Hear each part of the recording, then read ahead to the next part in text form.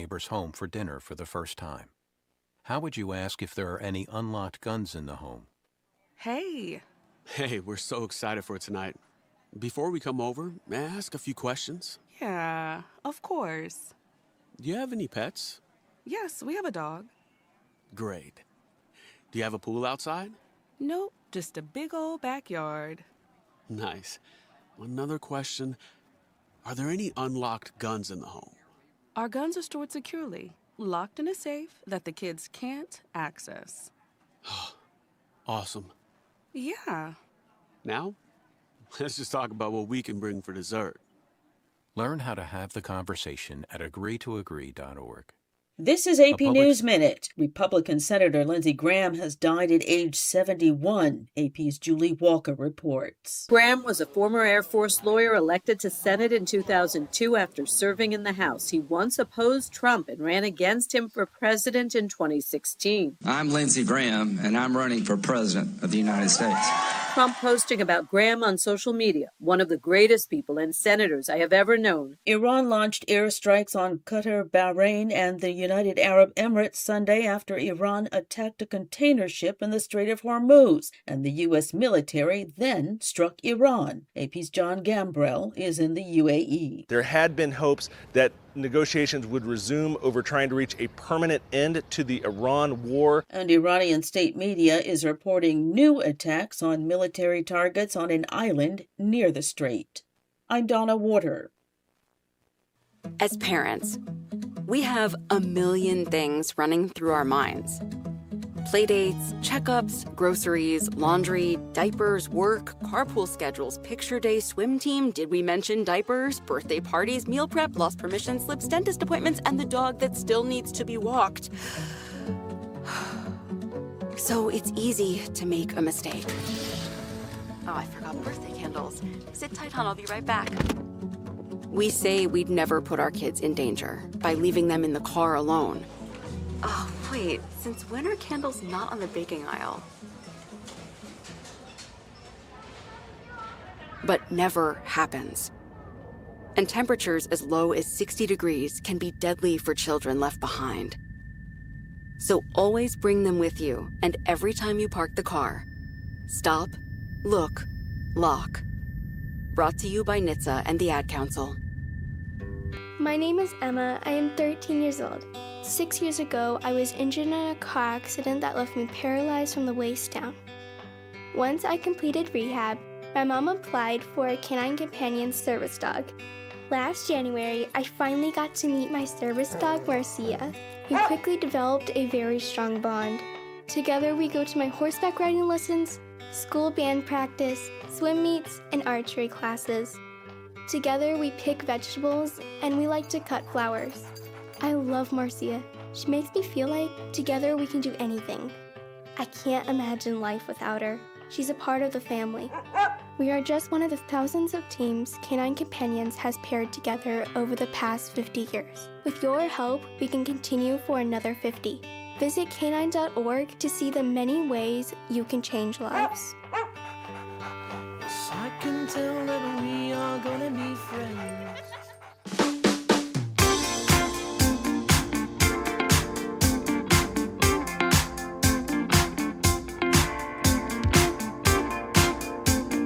Guam. Good morning, guys. Welcome back. It's Mornings with Patti on the Wave 105 FM on a Monday morning, July 13th. Streaming online at thewave105.com, as well as our YouTube channel. That's Wave 105.1 FM Guam. And the show this morning is being brought to you by our friends at Subway. Eat fresh in just a few clicks. Order online at subwaypacific.com for pickup at your convenience or for delivery right at your doorstep. Online ordering at subwaypacific.com is powered by Good to Go. We deliver. At Subway, you gotta refresh to be fresh. Bank Pacific, where others place branches, we place roots. Visit bankpacific.com today. GTA, we start with you. Mobile gas stations turn every fuel stop into rewards with Mobile Smiles. Download the app today for exclusive offers and faster rewards at the pump. Mobile Smiles, fuel up and save today. Take Care Insurance Company, Our Island, your health plan. Triple J Auto Group, close your eyes and open your senses. The all-new 2026 Mazda CX-5 is here. From $29,995 or $198 per paycheck for qualified buyers. Triple J Mazda. The Agana Shopping Center. Shop, dine, and relax at the Agana Shopping Center. Your destination for food, fun, and local favorites all year long.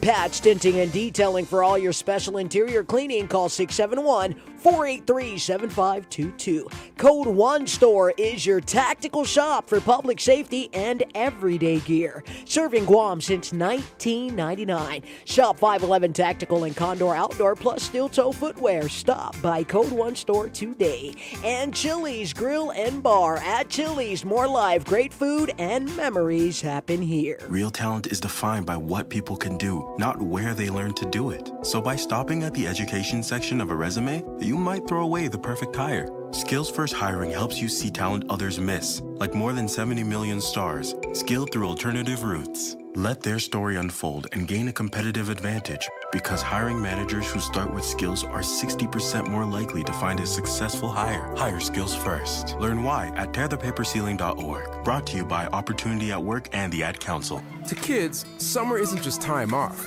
It's time spent building confidence and curiosity. But when school meals pause, millions of kids lose access to the food they count on during the school year. As a neighbor-led network, Feeding America is deeply rooted in every community, ensuring summer meals continue nourishing growth and potential. Your support puts healthy food within reach, fueling the future for kids and their families. Give now at feedingamerica.org/summerhunger. My name is Erica. My son, Kason, is a patient at Shriners Children. My oldest called me and said Kason got burnt. The trauma doctor came in and said he needs to go to Shriners. His injury was a big injury, and I think a testament to the care that we provide.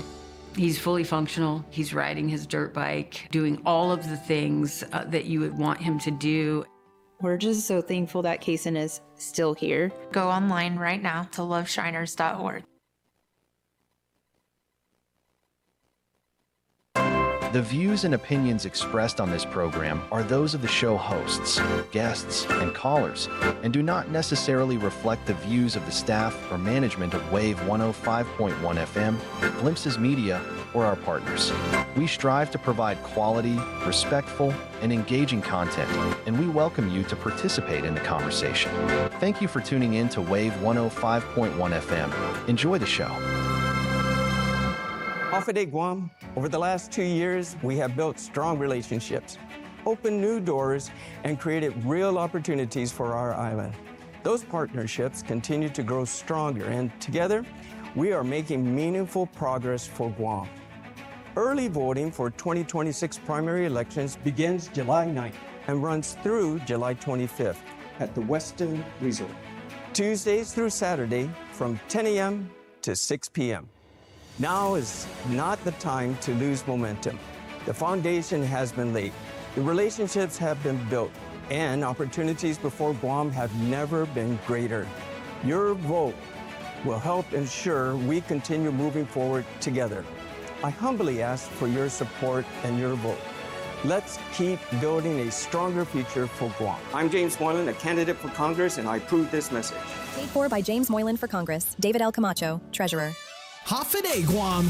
The Guam Hotel and Restaurant Association invites you to the Fair Trade Show, Guam's premier hospitality and food service event. Join us August 19th and 20th at the Hyatt Regency Guam from 8 a.m. to 5 p.m. Experience hands-on training sessions and exciting culinary competitions featuring professionals, apprentices, and pastry talent. Discover new products, connect with suppliers, and celebrate Guam's hospitality industry. Don't miss Fair 2026. Visit GHRA.org for details. This election, it isn't just about who leads Guam, it's about the future we choose together. Join the University of Guam College of Liberal Arts and Social Sciences and the Free Association Task Force for Beyond the Status Quo, the gubernatorial debate, Wednesday, July 15 from 6 to 8 p.m. at the UOG Class Lecture Hall. Here the candidates discuss the issues that matter most, compare their visions for Guam, and if you can't make it in person, watch live on YouTube or listen on Wave 105.1 FM Guam. Beyond the Status Quo. Hear their vision. Make your choice. Bank Pacific has a $100 gift for all Reason High School and college graduates. Okay, I'll bite. What is it? Open a checking account with Bank Pacific, show us you just graduated, and bingo! We'll deposit an additional $100 into your account. What about a Visa debit card? Yep, Visa debit card, online and mobile banking, remote deposit capture, the works. What about for existing customers who just graduated? They get $100 too. Great, count me in. Bank Pacific. Where others put branches, we place roots. Conditions apply. Member FDIC. Island Voices, Island Conversations. Wave 105, the talk of Guam. Tune your ears to the perfect vocal harmony today as we uncover a mind-bending acoustic illusion hiding inside a classic musical style. Welcome to the National Day Spotlight for July 13th. Barbershop Music Appreciation Day is all about celebrating that distinct, old-school blend of four voices locking into a beautiful melody. But when a truly talented quartet hits a chord with absolute mathematical perfection, they trigger a fascinating physical phenomenon known as the phantom fifth voice. By tuning their vocal intervals just right, the sound frequencies merge in mid-air, creating a high-pitched overtone that sounds like an angelic whistle. The audience can hear it clearly, even though absolutely nobody in the room is physically singing that high pitch.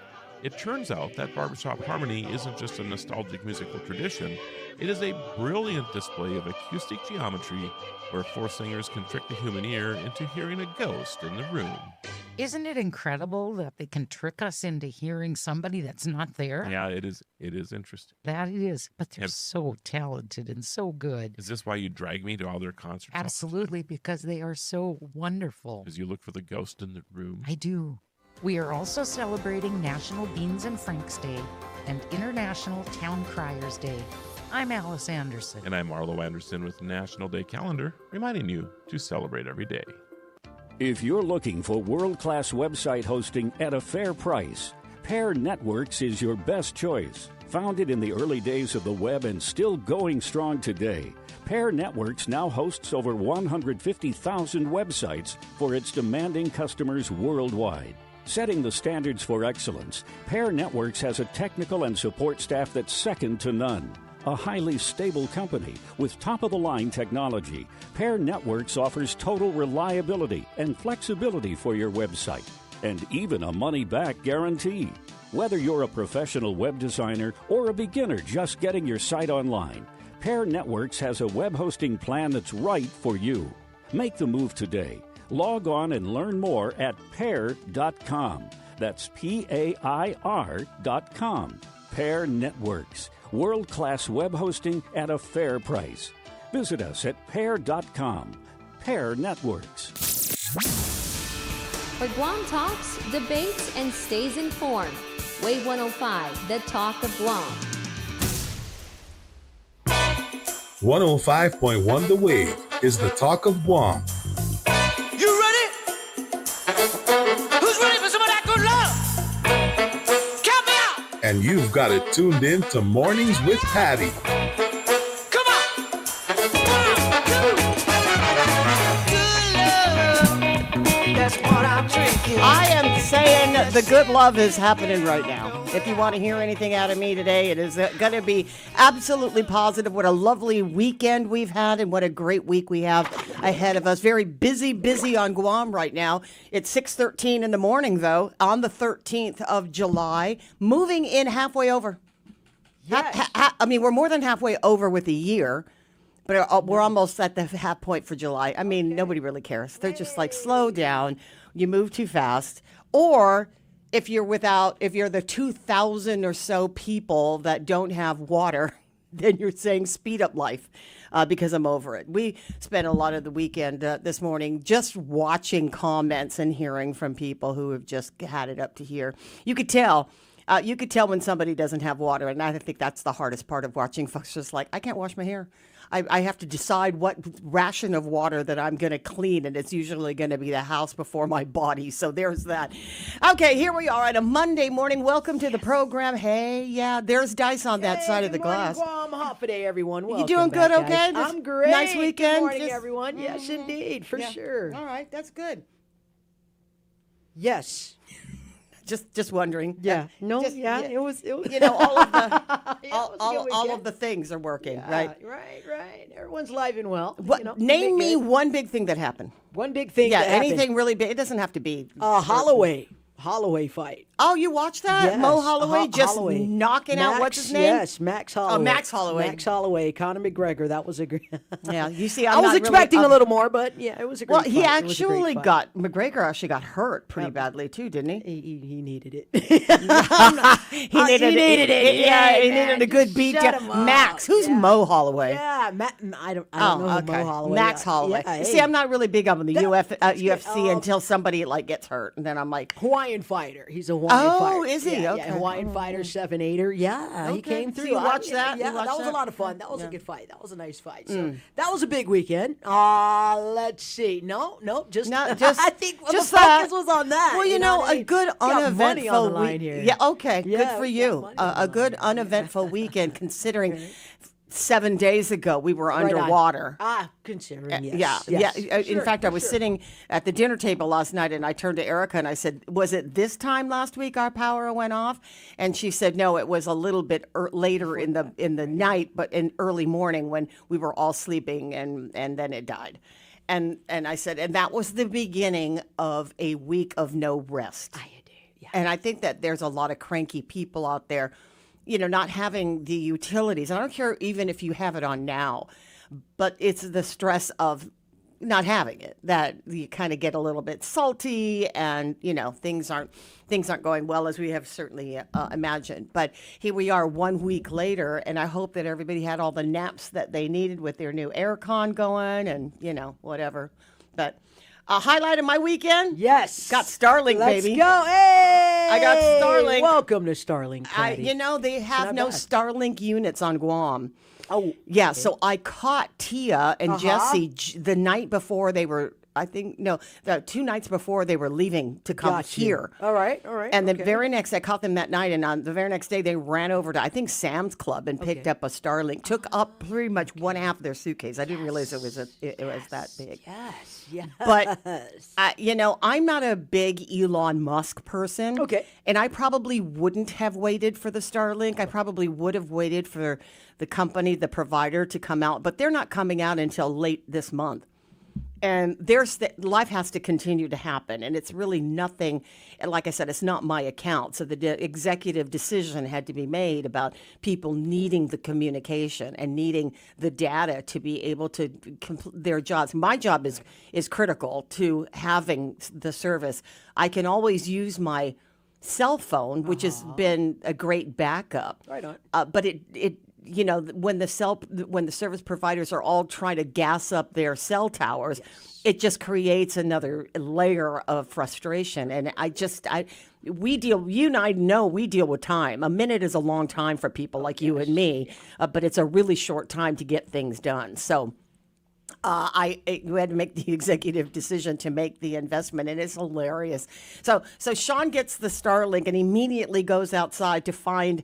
You have to direct it, right? Yes. Because you told me Yeah. you have to direct it into a certain place, and then once you hit that sweet spot, that's exactly where it's That's what going you're to. doing. Yeah, That's it's going what to be. you're doing. It's going to be. I've never seen my phone.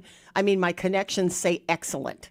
I've always seen it say good, but I've never seen it say excellent, right? And so we were, you know, Nice little tool to have. Huh? It's a nice little tool to have. It is. And you know, we kind of, after Mass yesterday, we swung by Home Depot to find, because you have to have brackets. You didn't tell me that part. Oh, for mounting, yes. Didn't yes, know for that. Mounting, for Yeah, mounting. so we had to some just MacGyver place it- something, huh? Okay, yeah. Some put it in their yard. Some will put it on their roof. Some put them on the side of their Yeah. house. Where do you have yours, on the roof? Ours is in the yard.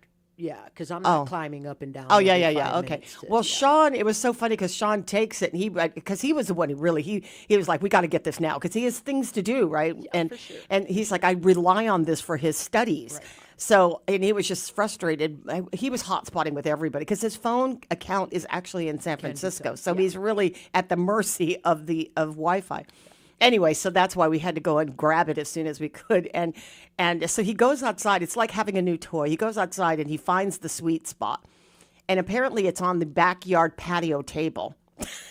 Okay. So we enjoyed about 20, 30 minutes, now maybe about an hour of connection. Everybody was like reconnecting their phones and checking out the system. And I said, Sean, you got to take this in before the nighttime.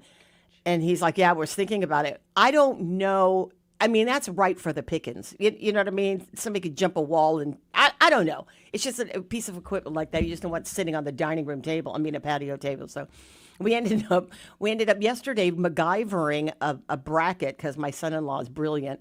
And they both climbed up on top of the roof and mounted it. Aha! There we go. I'm telling you, it's a great tool to have. It is a guys. good. It is a great nice tool. little backup. You know, and the thing about it is, in the scope of things, who's thinking about internet? Well, I mean, if you don't have electricity, who's thinking about internet or who's thinking about social media? And you know, in the order of things, that is a utility. That is actually crucial to the survival of many people's lives and days, right? Is they rely heavily on it. And when you don't have electricity, it makes it that much, well, you just don't. If you don't have electricity, like I said, all of the, you know, they're having issues with the service providers trying to gas up these cell towers. I'm pretty sure that things have changed. I really can't tell because I'm still operating on you know, not necessarily the right power that I need. The right power that I absolutely need to get my phone going in here. But we're connected, and that's the most important thing. We spent the weekend having just a wonderful time with family. We're a brood that we're like 7 strong, and we travel in a pack is what we do. We spent Tia and Jesse came in on Saturday night, which was really nice. And I was literally wiping down the last table when the plane was landing. So you can imagine the prep that went into all of Saturday. We had so many people trying to flurry of activity, trying to get the house ready. And you know, post typhoon, we just needed it to be as back as to normal. Thank God that we have power and water. I was grateful because I told Tia, I said, if we don't have that, you guys, it would be horrible, and you guys have to go stay in a hotel, which I'm really not eager to do.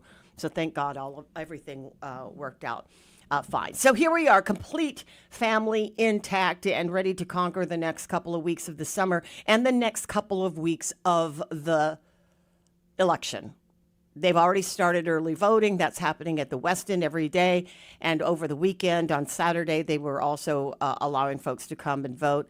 And so come the first week of August, the first day of August, everybody's going to be running over to the polls for real for the primary election. And the heat is on. Yeah, the heat is on. You could see the roughing up of all of the political ads. You're hearing them. You're seeing them on social media. Inundated we are with the messages from these candidates that they're ready to roll, and they're wanting you to take a look at that list and make their priority. I see it every single day in op-ed pieces. Of course, the ads are out there. The social media is active. If you've got social media or you're playing around with it, it's infiltrated all of the platforms. TikTok and Instagram, of course. Facebook is a real great place. You can't escape that there's an election happening, not only nationally, but locally, but nationally. And Lindsey Graham died. I thought it was a joke, you know, because they've been doing a lot about the Mitch McConnell story, because Mitch McConnell was taken to the hospital, or he had been taken by ambulance on June 14th, and here now nearly a month later, and there hasn't been anything about his condition. And so people are just assuming that they're basically doing a weekend at Bernie's with Mitch McConnell, just sort of keeping him propped up to make it look like he's alive. But the communication is nil. You know, just nothing out of his office, out of Congress, out of nowhere are they saying that Mitch McConnell is alive or well. No one's heard from him. No one's seen from him. So it's just completely, it's up to the speculation of the public. And the memes are out there. So you have McConnell who everybody's assuming has passed away, but they're not likely to want to make a mention of it. We're in midterms, and he is from a state that his policy has changed on how they pick the next representative. It may not have any bearing necessarily on the Republicans continue to represent his state, but nobody wants to upset the apple cart while we're this close to midterms. And as you can tell, which is very obvious from the top all the way down, to this voting measure that they are finagling and heavily pitching for support is being peddled, and it's being pushed so heavily that even compromises that Trump is going to make when he was against the Housing Allowance Act, that he's now signed in on to parlay them voting for the SAVE Act, and that's what the parties are doing right now on a national scale. We don't vote for president, as you well know. We don't vote for president. There are people who live here that are voting absentee in their own states, but we don't. All we can do is watch what's happening and know that how much it will affect us about voting. And so with the president over the weekend also firing all of the bipartisan commission members for this election commission now changes the landscape in favor of him placing people in there while they're trying to move to change the outcome of the midterms, because the writing seems to be on the wall for Trump that if the Democrats take over, his days are numbered.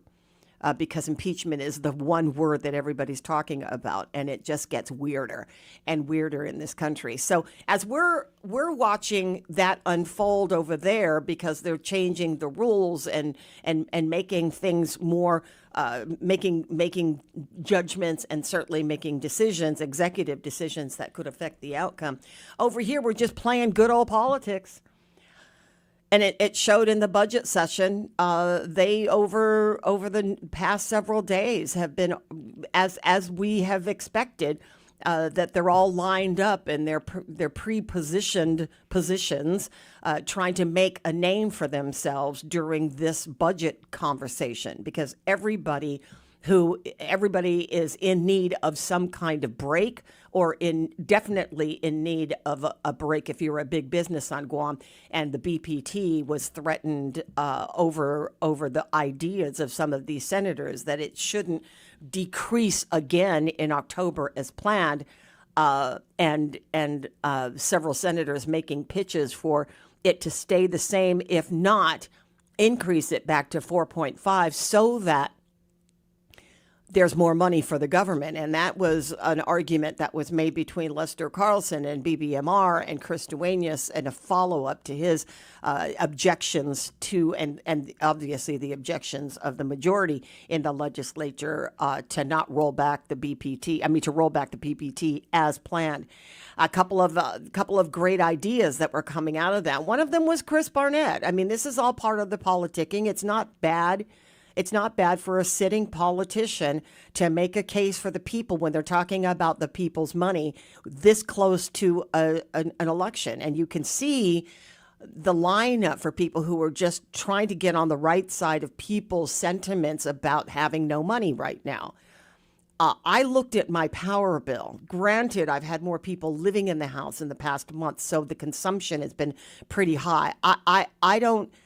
And my family is, save Riley being 17, my family consumes quite a bit of electricity, that we are well above the standard in consumption. And, and that's just daily life. I can't imagine.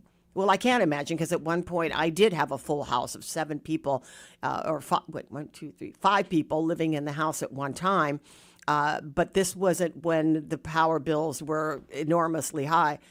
I was paying a power bill at one point that was about the same, if not more, than my mortgage, and that was with a big 5-ton central air conditioning unit, what I had to switch out of and start using individuals. Now I'm using individual units, and I'm still reeling over the consumption. And with the fuel surcharge now taking effect in July, I can only imagine my power bill is nearly doubled. in a month's time. So that's a little bit nerve-wracking. I'm walking around the house yesterday, like the power gatekeeper, turning off stuff, and I'm like, hey, can you bring your aircon down? I mean, up from 61. Everybody's aircons are running around 70 or lower. Wow. Yeah. I'm freezing. Constant. I am in sweats all day long. And then you have the Vegas people coming from 110 degrees in Las Vegas going, this is the best thing I've ever, this aircon is like, and it's comfortable, and because it's been muggy and hot outside, it's very difficult. So, when people are having a difficult time, and they're seeing, what has happened in Iran and the Strait of Hormuz now that Iran is saying, we're just going to shut that baby down. Watch this. We're just going to shut that. And so it escalates into the situation where the markets respond at every little thing, which means that your power bill, your surcharge continues to climb, and what you're paying at the pump is continuing to climb. And every time you buy something, it represents the amount of fuel that it costs to get that thing over here. So people are, you could tell that people have their head above water, because try to go to a mall, try to go to an eating establishment. People have money. They have money, and they're using money out there. People are buying stuff still. And the malls are packed, the movie theaters people are going to, they're shopping like crazy. So, there's a little bit of money that's floating around. It's just getting there. It's costing you more. And so, listen, I'm not saying anything that anybody else isn't feeling, but the legislature is in tune to that. So there's been a couple of efforts by lawmakers specifically to bring down the costs immediately, so that you will immediately feel it in your pocketbook. Senator Chris Barnett, he was saying on the radio the other day, he wanted to make an amendment to the budget bill that offers every household $1,000 that is in relief funding, because everybody was suffering from the typhoon. So that didn't fly. He was voted down, he was voted down handily because for that idea. And then there was the effort. Now there is an effort by Senator Tony Abbott, who is also running for governor, who wants to resuscitate the Will Parkinson measure that would offer some sort of relief to GPA customers. So that's coming back. It failed several times that Will Parkinson wanted to do it. Whether or not the Republicans are going to fall in line for this time could be a feather in the cap for Senator Tony at a time, and when we're 2 weeks, how many weeks away?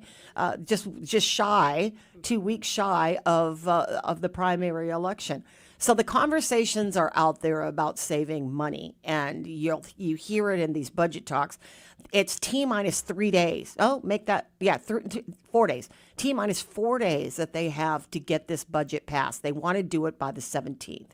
And that's more than a month earlier than's required by law. But they want to be able to get it done by the 17th. And it has to be a budget that is going to make everybody look good, because they're just this close to being elected or re-elected, or, losing in the primary. So much to keep your eyes wide open for, and we're here to help them with toothpicks. We are your toothpicks to keep your eyes open and you aware over the next several weeks. Right now, we're going to have to take a little bit of a break. There's some traffic out there. I don't know. It's wet. That's for sure. We had an early morning rainfall, but you see the sun is peeking through, and it should be a nice muggy day for you. Dress lightly. Bottom of the hour. Take a break here. Be back. Hafaday Guam, over the last 2 years, we have built strong relationships, opened new doors, and created real opportunities for our island. Those partnerships continue to grow stronger, and together, we are making meaningful progress for Guam. Early voting for 2026 primary elections begins July 9th and runs through July 25th at the Westin Resort. Tuesdays through Saturday from 10 a.m. to 6 p.m. Now is not the time to lose momentum. The foundation has been laid, the relationships have been built, and opportunities before Guam have never been greater. Your vote will help ensure we continue moving forward together. I humbly ask for your support and your vote. Let's keep building a stronger future for Guam. I'm James Moylan, a candidate for Congress, and I approve this message. Paid for by James Moylan for Congress. David L. Camacho, Treasurer.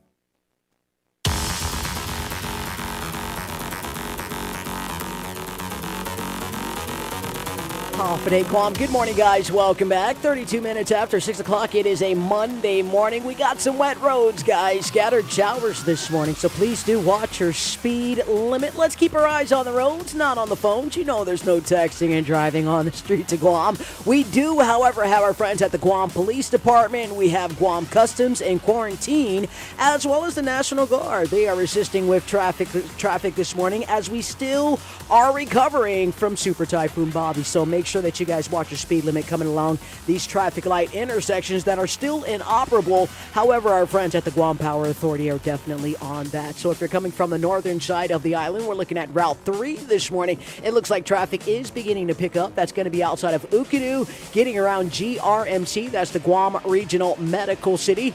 Jollibee intersection on Route 1 coming around the Micronesia Mall, as well as our friends in Lee Guam this morning. If you're trying to get up along Route 16 in Barragata, traffic is moving great, as well as Route 10 flowing through Manilao this morning. It looks like we don't have any delays on that side. Sinahanya as well as Hagåtña traffic is beginning to pick up. It looks like traffic is still light getting around Anigua as well as Asan this morning, or coming around Patti or Nimitz Hill. So again, folks, let's just watch our speed limit. Keep your eyes on the roads. Make sure you're not texting and driving. And we should all be able to have ourselves a safe Monday morning. We are moving forward with our friends at Guam Auto Spot, where you could schedule a test drive. All you got to do is give us a call at 478-AUTO, or check out our inventory, which is also available on our website if you go to GuamAutospot.com.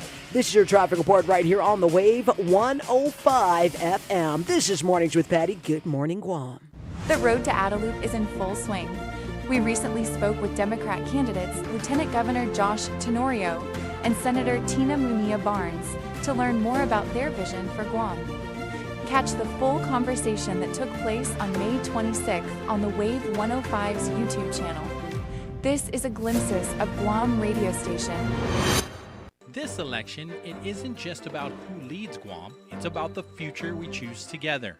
Join the University of Guam College of Liberal Arts and Social Sciences and the Free Association Task Force for Beyond the Status Quo, the gubernatorial debate, Wednesday, July 15 from 6 to 8 p.m. at the UOG Class Lecture Hall. Here the candidates discuss the issues that matter most, compare their visions for Guam, and if you can't make it in person, watch live on YouTube or listen on Wave 105.1 FM Guam. Beyond the Status Quo.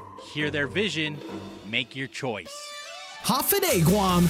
The Guam Hotel and Restaurant Association invites you to the Fair Trade Show, Guam's premier hospitality and food service event. Join us August 19th and 20th at the Hyatt Regency Guam from 8 a.m. to 5 p.m. Experience hands-on training sessions and exciting culinary competitions featuring professionals, apprentices, and pastry talent. Discover new products, connect with suppliers, and celebrate Guam's hospitality industry. Don't miss Fair 2026. Visit GHRA.org for details.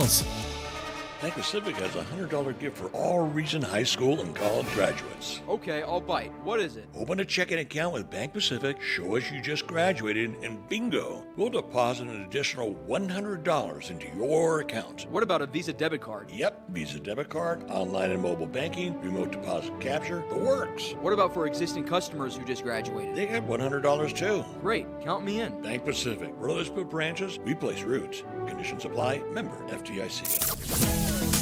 Island Voices, Island Conversations. Wave 105, the talk of Guam. Tune your ears to the perfect vocal harmony today as we uncover a mind-bending acoustic illusion hiding inside a classic musical style. Welcome to the National Day Spotlight for July 13th. Barbershop Music Appreciation Day is all about celebrating that distinct, old-school blend of four voices locking into a beautiful melody. But when a truly talented quartet hits a chord with absolute mathematical perfection, they trigger a fascinating physical phenomenon known as the phantom fifth voice. By tuning their vocal intervals just right, the sound frequencies merge in mid-air, creating a high-pitched overtone that sounds like an angelic whistle. The audience can hear it clearly, even though absolutely nobody in the room is physically singing at high pitch. It turns out that barbershop harmony isn't just a nostalgic musical tradition, it is a brilliant display of acoustic geometry where four singers can trick the human ear into hearing a ghost in the room. Isn't it incredible that they can trick us into hearing somebody that's not there? Yeah, it is interesting. That is, but they're so talented and so good. Is this why you drag me to all their concerts? Absolutely, because they are so wonderful. Because you look for the ghost in the room? I do. We are also celebrating National Beans and Franks Day and International Town Criers Day. I'm Alice Anderson. And I'm Arlo Anderson with National Day Calendar, reminding you to celebrate every day. If you're looking for world-class website hosting at a fair price, Pair Networks is your best choice. Founded in the early days of the web and still going strong today, Pair Networks now hosts over 150,000 websites for its demanding customers worldwide. Setting the standards for excellence, Pair Networks has a technical and support staff that's second to none. A highly stable company with top-of-the-line technology, Pair Networks offers total reliability and flexibility for your website, and even a money-back guarantee. Whether you're a professional web designer or a beginner just getting your site online, Pair Networks has a web hosting plan that's right for you. Make the move today. Log on and learn more at pair.com. That's PAIR.com. Pair Networks. World-class web hosting at a fair price. Visit us at pair.com. Pair Networks.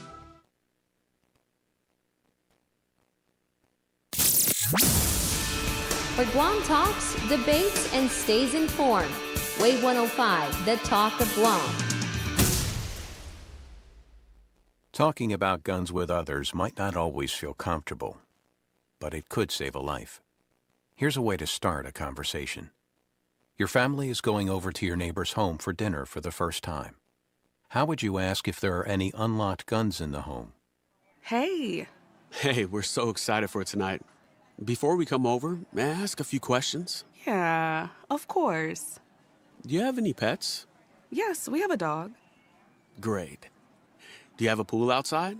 Nope, just a big old backyard. Nice.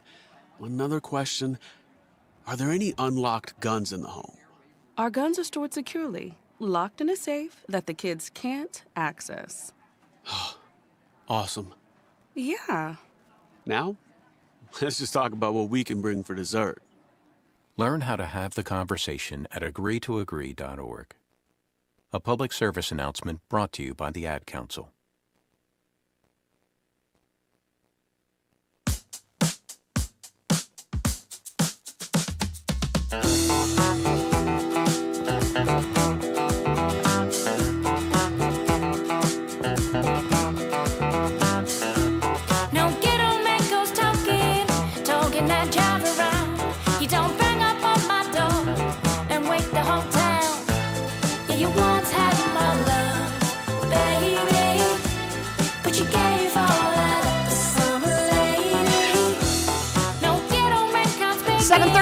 $7.13. 7:13. Yes. Okay, thanks. Okay. It is the 13th of July. Dice and I, were talking about the parade. Yay! I mean, I'm coming late to the party on the whole let's talk about it thing because it was, there was a couple of things that were happening. I don't know, like was far more important than whether or not we were having a parade. But to some people, it is the most important thing. You know, it's to take that, to sort of take that away. Now, the parade is a different thing than the memorials because they're haggling about the memorials. Like a lot of people want to have that one significant memorial that's going to take place to the area where a loved one, or they have history with a loved one having been massacred in one of these events. Sorry, that took place during the war. The parade is a whole nother animal. That's not a decision that's made by the mayor's council. That's a decision that's made by the governor's office, obviously, because the parade is owned by the government of Guam. In that they call the shots when it comes to the parade. They figure out all of the logistics. They have the help of all of the agencies, and so that's what's going on. And I guess they called it early And I don't know if there was a number of reasons why. I heard a number of reasons.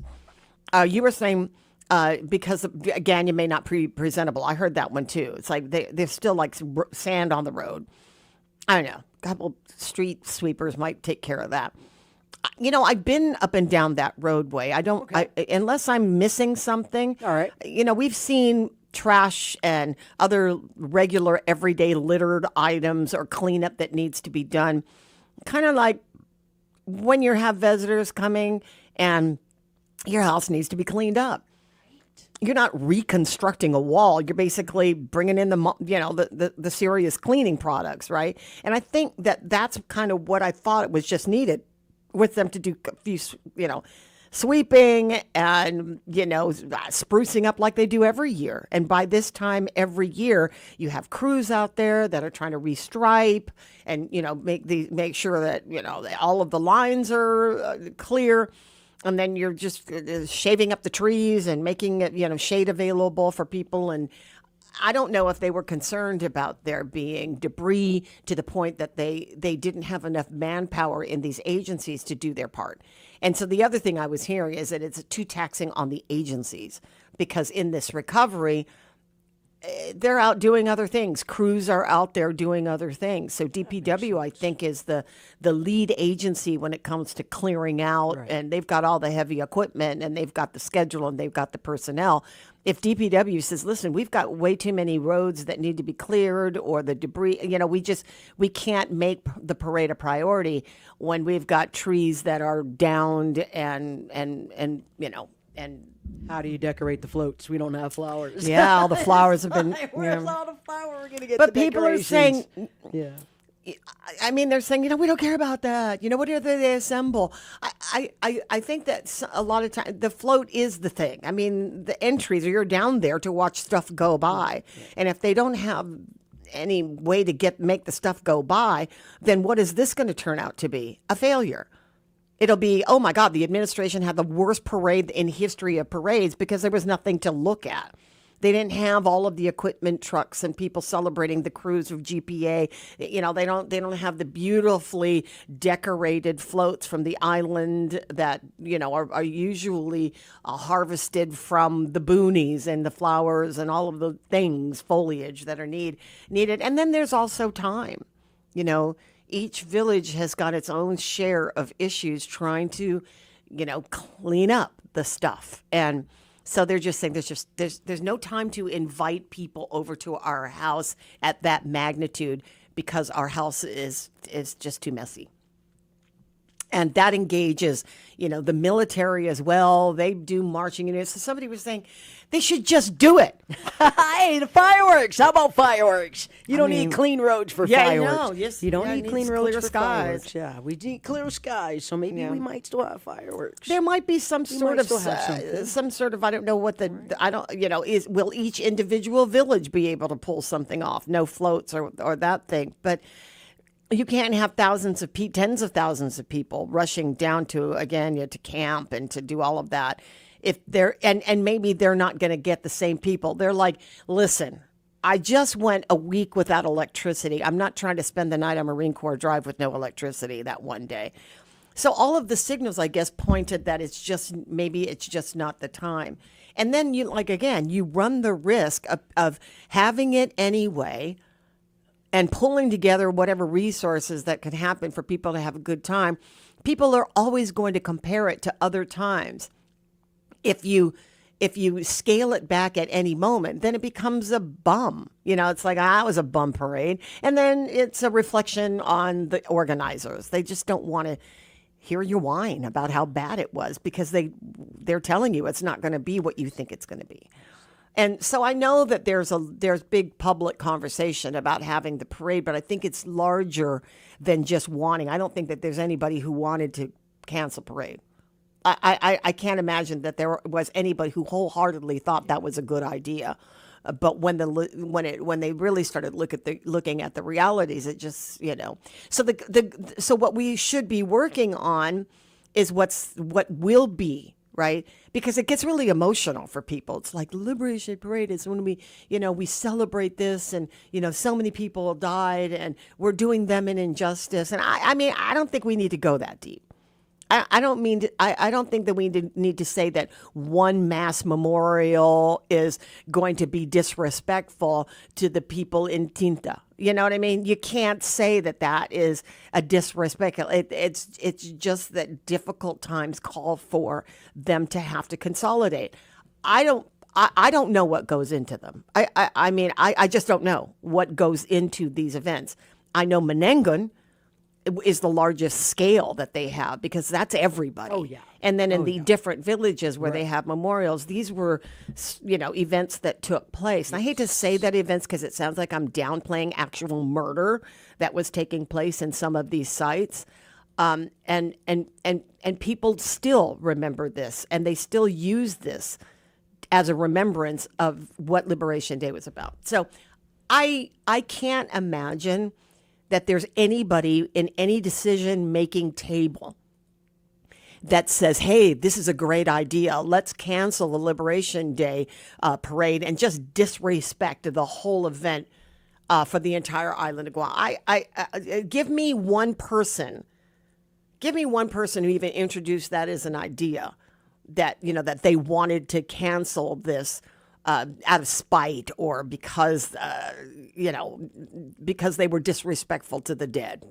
Give me one person who actually felt that way. So I think it was probably a difficult decision to make, but overall, you got to kind of roll with it, right? You got to roll with it. So hopefully there's a replacement something. Maybe there's another, large scale, not to that degree, but maybe there's something else. But I'm going to say, I've gone down to the parade route several times voluntarily. But there's a bunch of things that are happening in Guam that I wouldn't think about doing unless I had visitors who were here who hadn't done them. And so, Tia's like, they want to experience these things as returning, Chamorros. They want to experience, let's go here, let's go there. And so we were talking about, they live in, I'm not just talking my daughter being an example of, being the thing, but it is an example. They're landlocked out there. They live in Nevada, vast desert, no ocean, right? So when you grow up near ocean, you want to do as much as in the ocean as you possibly can. So they're definitely waiting. I found all the scuba equipment, not scuba, the beach things, snorkels and fins and stuff. So, they're just like, when are we going to use it? When are we going to use it? And I'm like, well, first of all, the sun is to come out, and we have to make sure that everything's intact. But I think that very soon we'll be able to get outdoors. But they want to do that. They want to get in the water. They want to go to Laddystone, the Laddie Adventure Park, right? They want to go out to these places where I think that these businesses are not ready to open their doors. And so we have to find alternative ways to let them see Guam. I thought that the Liberation Day Parade might have been one of those times that it would have been great to do this, but I'm not sure. I'm not sure. And so we'll see what happens. There's plenty of things to do for sure, but Liberation Day, I want to kind of diffuse this idea that there are people sitting at the table that are trying to just make your life worse. I can't see it. I can see it because I have seen it in our federal government, that just people are like anxious to make your life worse. But I can't see that a Liberation Day parade or the cancellation doesn't necessarily mean that we erase the day. It just means that we have to scale back pretty largely this effort to celebrate. So what is the alternative, right? There's no carnival. There will be no parade. I don't know if I was looking forward to it, but even if I don't go down there and watch it, I always like watching Paulie on television, because he always he's the commentator they switch him out, but Paulie's like one of the main hosts, and he does that on public on TV. Yeah, sure. So he's always pretty good about that. And then, watching the images, it's always cool. You see it on public television. You see the images of folks that are milling about. And for for people who are running for office, that is like a captive audience. you have the ability to walk that parade route back and forth, handing out flyers or whatever, shaking people's hands and letting them know. That's like an audience built in. You just got to show up. And everybody who you want to play to is right there. This is an opportunity. Hey, you don't know who I am? You know, I'm Joe Cruz from Inalahan, and I'm here running for office. Sorry to Joe Cruz because there's like a bunch of them. But we got you. No, for sure. It would have been. It would. It's always nice to be. Like I said, I don't always go. When both my grandparents on both sides of my family had homes in Antigua and in Agana, and so we grew up sort of with the parade route being at the backyard, and that was great. There are plenty of kids like me who grew up in that area, who had longtime families that resided there, and you know we ran the village. We ran all over the village. We on foot. We didn't have bicycles. We didn't have skateboards. We didn't have any of the fancy stuff. We just used our two legs to go up and down, and that was like a playground when they had a Liberation Day. And there was always like a big party at the house, and everybody showed up, and it was just a lot of fun. It was just a great opportunity, and I was hoping that we could have that one last time. But if that's not to be, I can see how people would be. It's like a tradition.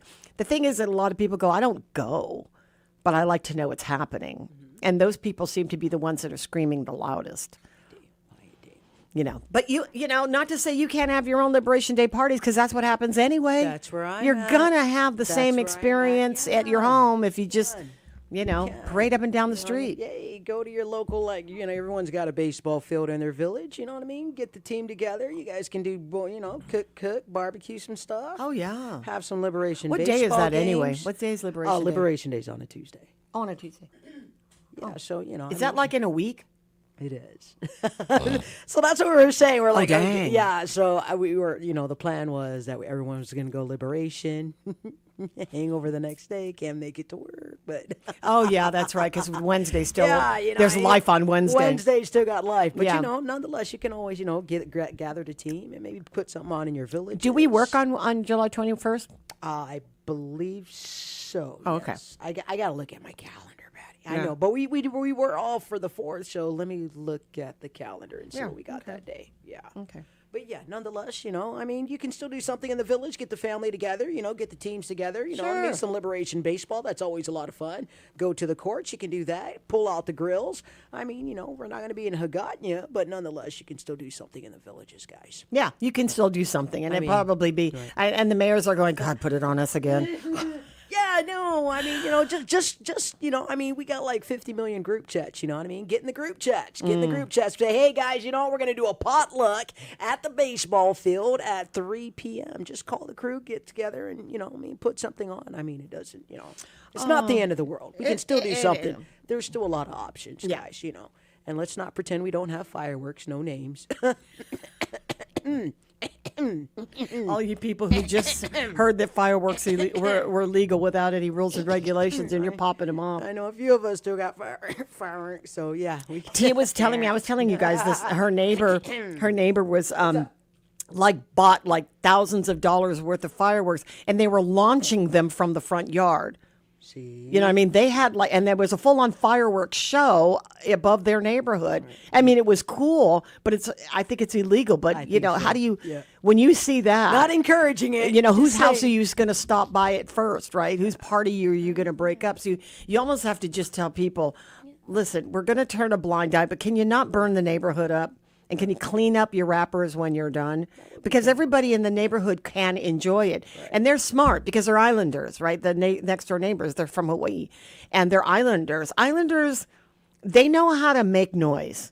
You know what I mean? We're not having these quiet little, turn the music down parties. We're going to jam it. We're going to invite the entire neighborhood so that nobody's going to complain. That's right. And then we're going to shoot off fireworks, and then you're going to be you're going to be the house where everybody knows they don't have to go into town to watch a fireworks. You have a private one. Just make sure that everybody is. It'll be a block party. That's the smart thing to do. That's what you're doing. A little There we block go. party You action. can, yeah, get a little creative with it, I mean, you don't necessarily have to, call the mayors because they are quite occupied. But if you got a couple of people, organizations in your village, you know what I mean, kind of reach out to them and see if they want to do like little potlucks. Oh, yeah. Oh, You know what I hey. mean? You can do like little potluck, you know what I mean? This family will bring this, you guys bring that. I mean, there are other ways to kind of dance around it. It's not the end of the world, guys. It really you isn't. Know what I mean? We can throw a. We can throw. When is the last time you threw an emergency barbecue? Emergency last weekend. Yeah, exactly. it was. I mean, think it's we like all whatever.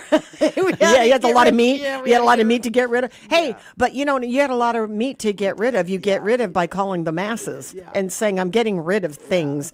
Bring whatever you want. Canned corn is good too, right? Throw it on the grill. And people just make it work. Yeah, make it work. Yes. I would never second guess ever. What's up? A second guess on Guam that there wasn't an alternative to you going to the parade. Right. That there wasn't something that you or your neighborhood or just your family could say, whatever, we'll hit the parade next week. We barbecue and we barbecue at our backyard anyway, and we leave the parade on inside the house. Right. No parade there. Yeah. You got a tennis court, a pickleball court. I don't know what's in everybody's village, but yeah, maybe get in the chats and just talk to the villages. And you don't necessarily have to call the mayor day because they're very occupied. But Oh, man, tell me I about think you it. can. You know what I mean? I Tell think me there are other about it. ways that you guys can put it off. Village potluck, little block party, pull out the beach chairs, and yeah, it can happen. Block parties, man. Does it can anybody still have a block? happen. You must, because you live in a really nice hood. You like your neighbors, right? I love our Every- neighbors. yeah. You know what? I do. I love our neighbors. Yeah, I mean, we look that's out a for that's each a other. good We that's really a good look out for place each to other. be when all your neighbors are kind of cool and you want to. kind of look out for each other. One of our neighbors, I call it neighbors, but they don't live on my street. They live on the one with all the real Okay. nice houses, Right and then on. there's mine. Right on. He bought the house and he had a house for. He invited everybody in the neighborhood to the party, and so all of us had an opportunity to say, "Hey, you're the guy that lives on that street or whatever," right? And it's like, "Oh, okay." And there's not a lot of us. It's a really small community of people, but it's only several houses back there. But everybody was eager because when there's somebody walking the street or there's somebody different than the neighborhood they haven't seen, or they have sus cars driving by, everybody writes in their chat what's happening, right? And got the so update, keep an eye on it. Watch it. Somebody's coming up and down. Just I don't know. We don't know what they're doing, but they could be casing the joint for all we know. It's always good to have backup. It is. Okay. Pitchforks. Get your neighbors out there with pitchforks if you find anything suspicious happening in your hood. Laura writes, same here. My family was supposed to arrive this week to celebrate an early 60-year wedding anniversary for their parents. Oh, there's one. But with Weddings. things normally open and limited hours, Understood. we decided to reschedule to next spring. Next spring. Okay. Yes. That's we all feel the same thing. They were talking about when to have this event and when to have that event, and they're saying this is the typhoon season, and we're supposed to expect more typhoons. If we do something later on in the year, we run the risk. You can't outsmart a typhoon. When you live in the tropics, there's all of the data, all of the factual information will tell you they happen. And you don't know when they're happening. But you can't not live your life because something is going to happen. You just got to be prepared that anything that you might be planning could turn sour in a minute. And you go through all the investment, but you just got to be, as you're investing in this effort, you have to invest in the mitigation or the plan B. Right. Because around here, who knew? Who knew we would have this one? Yeah. Who knew we would have this one? Saipan didn't, that's for sure. They thought they were good for the year. And Rhoda. So it's no one's fault. Yeah, it's no one's fault. It's no one's fault, guys. Mother Nature. It happens sometimes. Things get canceled, but again, I think you guys should all have a village block party. I think that'd be kind of cool. Yeah. It is 2 minutes after 7. Ooh, we were so engaged. I apologize. It is we are KGUM-FM in Dedido, Guam. Break here. We'll be right back. AP News, I'm Haya Panjwani. Senior U.S. officials said the U.S. is demanding that Iran make a public statement saying that the Strait of Hormuz is open and that ships crossing the vital corridor won't be attacked anymore. Earlier today in a statement, Iran's top diplomat Amir Saeed Iravani says Tehran remains committed to the term of the Memorandum of Understanding that created a ceasefire, if the U.S. is as well. However, Should the United States continue to violate its obligation under the MOU, Iran will no longer be bound to fulfill its obligation under the MOU. AP national political reporter Meg Kennard reports Graham Plattner has formally ended his Maine Senate run. Plattner has submitted his paperwork with the Secretary of State's office, so that makes his exit official. The embattled candidate said several days ago that he intended to quit the race following an allegation of sexual assault, which he has denied. But Maine's Democratic Party has been scrambling to come up with a process to select a new nominee. State law says that they have until July 27th to do so, and the party has indicated it plans to hold a convention with delegates from across the state to come up with that nominee. Testimony has concluded in the pretrial hearing in the Charlie Kirk killing. The judge in Charlie Kirk's murder case allowed his parents, Robert and Catherine, and his widow, Erica, to watch the zoomed-in surveillance video from the day of the shooting during day 5 of the preliminary hearing. This week, we've heard from several law enforcement officers and analysts involved in the case against Tyler Robinson, which has drawn tremendous public attention. Prosecutors have been working to convince a judge that they have enough evidence to put Robinson on trial. But Judge Tony Graff won't decide if the case will progress until after he reads briefs from both parties and hears their arguments on September 1st. I was in court today when that surveillance video was shown. I could see an individual run across the roof of a campus building, then start crawling to the edge, where investigators say there was a line of sight to where Kirk was speaking. Outside court in Provo, Utah, I'm Hannah Schoenbaum. This is AP News.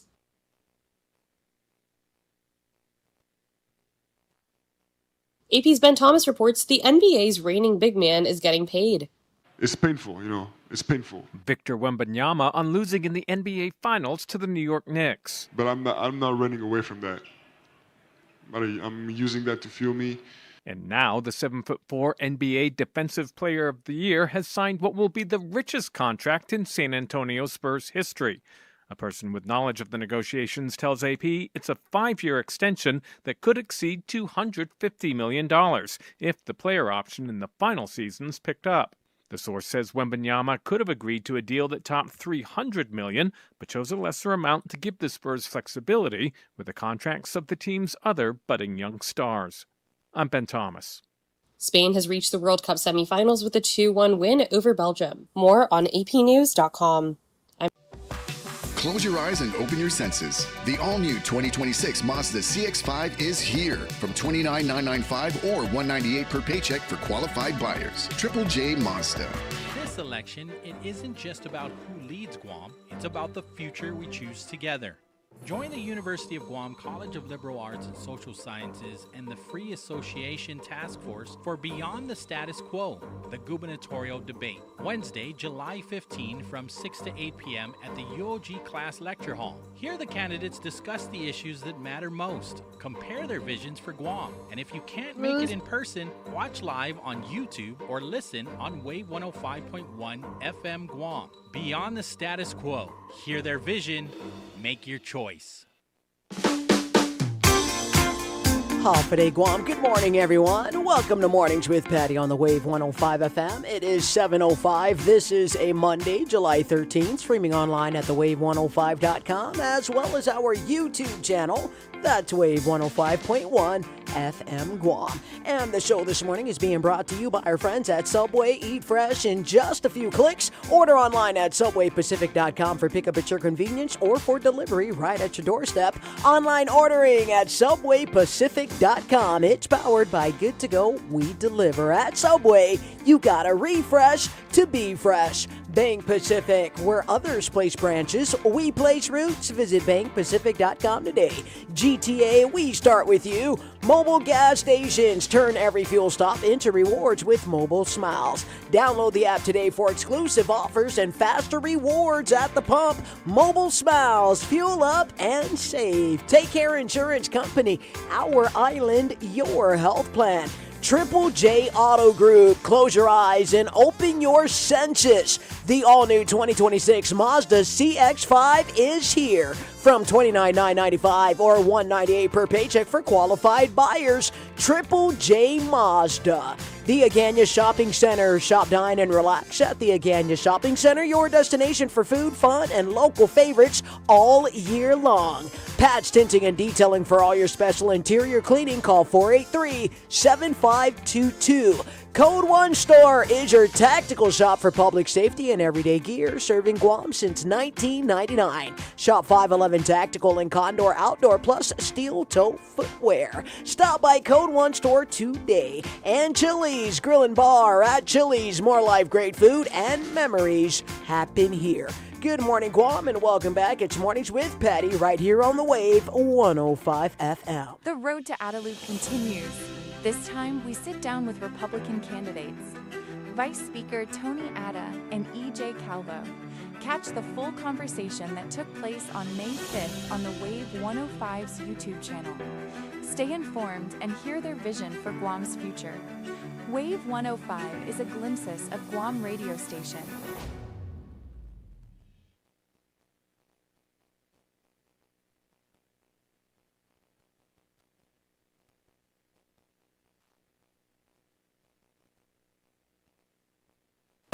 The views and opinions expressed on this program are those of the show hosts, guests, and callers, and do not necessarily reflect the views of the staff or management of Wave 105.1 FM, Glimpses Media, or our partners. We strive to provide quality, respectful, and engaging content, and we welcome you to participate in the conversation. Thank you for tuning in to Wave 105.1 FM. Enjoy the show. Your daily dose of island insight. Wave 105, the talk of Guam, a Glimpses Media radio station.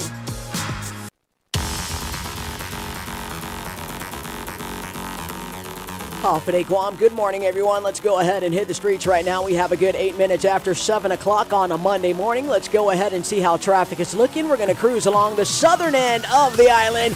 Good morning to our friends down south. We're coming around Malesu, Inalahan, Malolu, Talafofu, up and around Windward, Epan, around Jutnya this morning. Traffic is moving great, both north as well as southbound traffic. Hitting Route 10, that's going to be coming along Mangilaw this morning. We got no delays getting through that area, as well as traffic in Barragata is quite light this morning. Mongmong Totu Mighty, as well as our friends coming around Hagåtña, both East O'Brien Drive as well as West O'Brien Drive are quite clear this morning. I would like to remind the public that we got our friends at the Guam Police Department, Guam Customs and Quarantine, as well as the National Guard assisting with traffic light intersections this morning as we continue recovery from Super Typhoon Pavi. So just a heads up, guys, let's watch our speed limit. Keep your eyes on the roads. Make sure you're not texting and driving. And we should all be able to have ourselves a safe Monday morning. This is your traffic alert right here on the Wave 105 FM. It's all being brought to you by our friends at Guam Auto Spot. Schedule a test drive. Give us a call at 478-AUTO. Or if you'd like to look at our inventory, you may also visit our website if you go to GuamAutospot.com.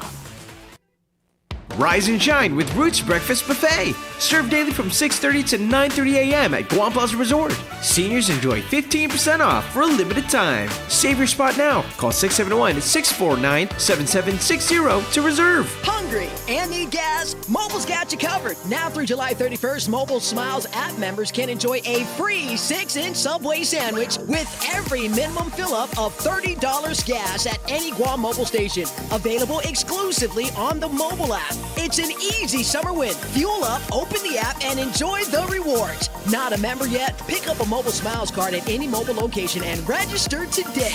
Mobile and Subway, a great deal for the summer. See store for details. Pat's Tinting and Detailing is bringing the shine this July with our Liberation Detailing Specials, starting at $110.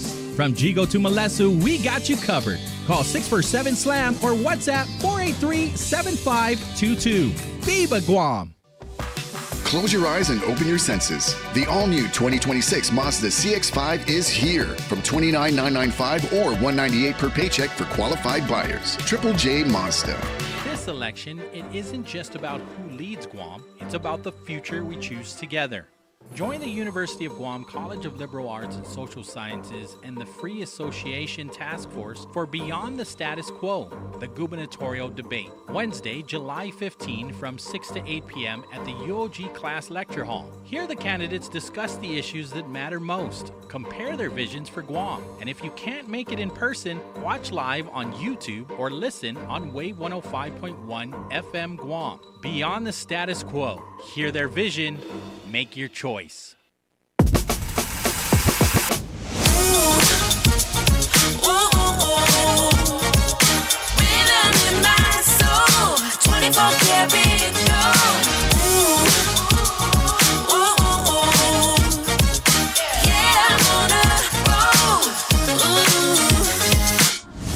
.1 The Wave is the talk of Guam. Start your morning with confidence, right here on Mornings with Patti. Who's that? Oh wait, that's me. Reflection so on fleek. I'm it, that's all I need. Da-da-da-da-da-da-da. Top check, I'm good, I'm golden. I got that groove unfolding. Heartbeat so smooth, I'm rolling. Da-da-da-da-da-da-da. 7:13 here on Mornings with Patti. Welcome to the program. We did get the latest on the JIC recovery. This I'm gonna, because it is a little bit time sensitive, because people are wanting to know what's going on, especially at public health. They are down in their offices, and again, they're open for you to get your health certificate. The applications are being processed there. Rescheduling food and safety health certificate training courses, renewing sanitary permits, requests for disinternment or reinternment. That's if you want to exhume. In the case where you have to have somebody from public health attending that, if that is the business that you're trying to conduct there.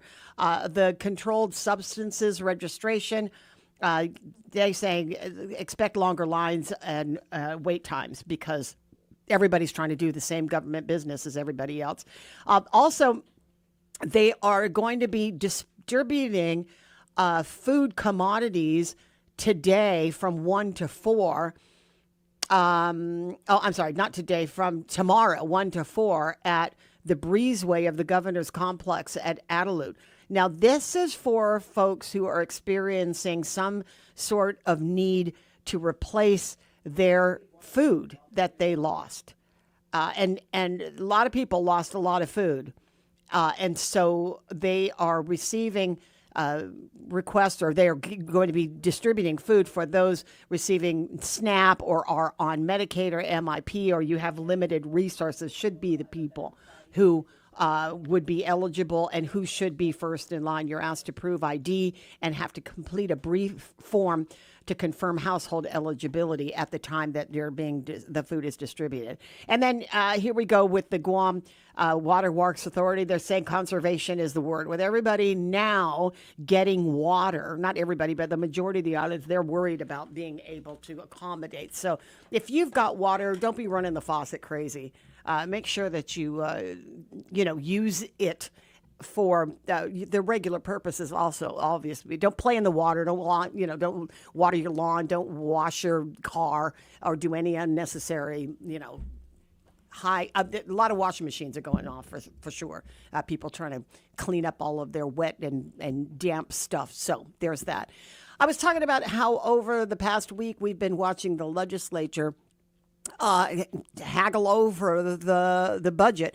Lester Carlson sits front and center when you talk about money for the government of Guam. He runs the BBMR, and he's on the radio with us this morning. Hey, Lester, how you doing? Half a day, Patti. Half a day, Guam. Half a day. Doing well here. Yeah.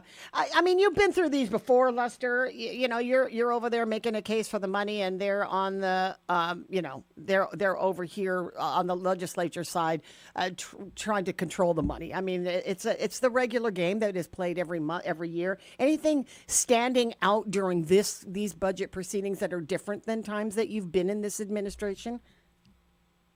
Yes, it's unfortunately, we're never going to be able to fully fund road repair, school repairs, and that's a long-standing issue. that we have never been able to address. Our healthcare issues, Guam Memorial Hospital.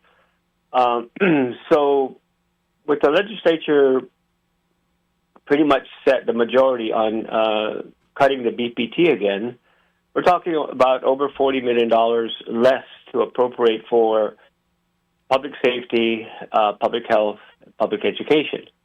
And we went through their substitute bill, and in an effort to start a discussion, because I always say the governor's executive budget request is the beginning of a discussion. And remember, we submitted that January 31st. So still 6 months later, we have more data to support our revenue projections. And the legislature accepted pretty much every single one of our revenue projections, with the exception, of course, of the BPT, because they wanted to cut it another 0.5% or over $40 million.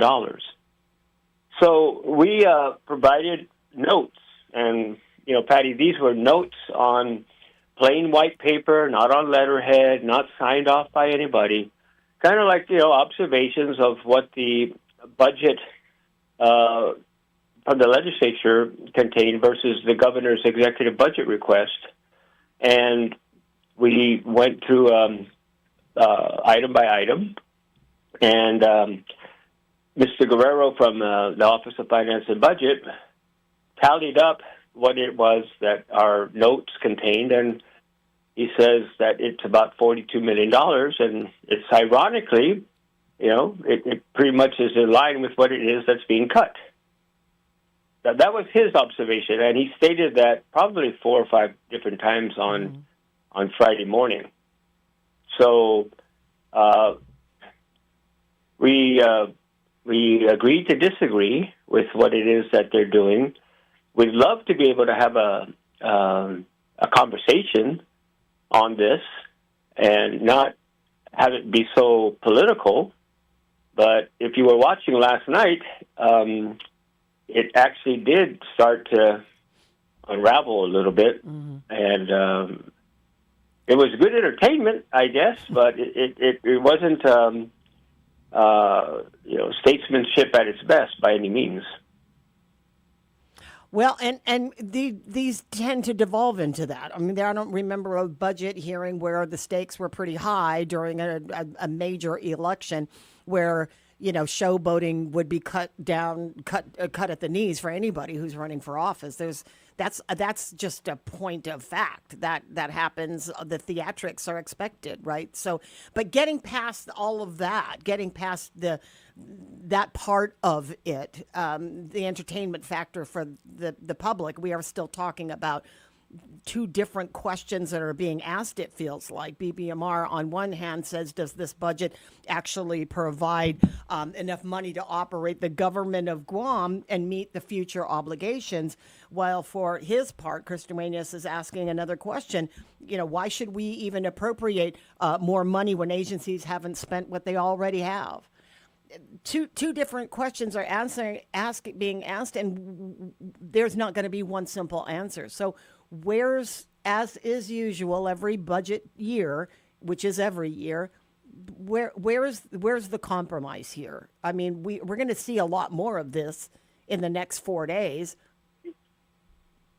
Well, I'm heartened because some of the agencies, like DICID, Senator Calvo was very impassioned last night because she basically stated that all the agencies that she has oversight over were cut.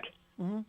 And, so she made a very impassioned plea for restoration of the funding. And I'm starting to feel that some of the other oversight chairs are also looking at their agencies and the cuts that we pointed out to the services that are going to be provided. And they're looking at ways to restore the funding. So I'm heartened that there's a realization that what we said, and again, it was just in a manner consistent with being able to start a conversation. It wasn't poking anybody in the eye. And it was just, here's our overview of what it is that the substitute bill contains versus the executive budget request. So I'm starting to see, and I hope it continues, a realization that this is not just a budget. This is setting the funding requirements for public health agencies in particular, and what it is that wasn't funded. And I'm hoping that there's going to be amendments that restore the funding that we pointed out. I'm kind of hopeful that that's going to happen. So I think, all things being equal, we might get over the excitement and all the, drama. And actually get down to something that's more meaningful. I'm very hopeful that that's going to occur, given the fact that we've already set the table, and now when people are sitting down, they're like, "What? Only this? Wait, come out here." I wanted at least a 3-course meal. I didn't want just 1 course. Yeah, and so, I don't know if this makes a case for or against performance-based budgeting, but this was his plan from the very beginning, Senator Chris Duenas.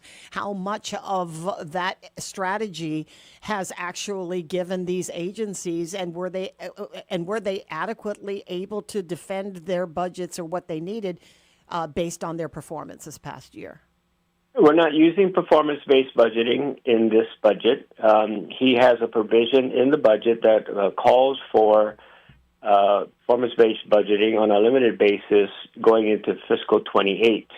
So nobody is being judged against their performance-based budget submittal. There was discussions about how we're going to be doing stuff, but there were no discussions on the actual implementation of funding for any departments or agencies based upon a criteria that hasn't yet been fully established. There's discussion on it. Several agencies that are the examples. I mean, we're not doing everything, which is a good idea. But like Department of Public Works, for example, and Parks and Rec, they have been put on notice as to elements that are going to be incumbent in the 28 budget. So the fire department, for example, they went in basically taking a different approach to the budget, but they're not one of the agencies that has been identified initially to be based upon a performance-based budget criteria moving forward. Right. So it's still business as usual. Okay.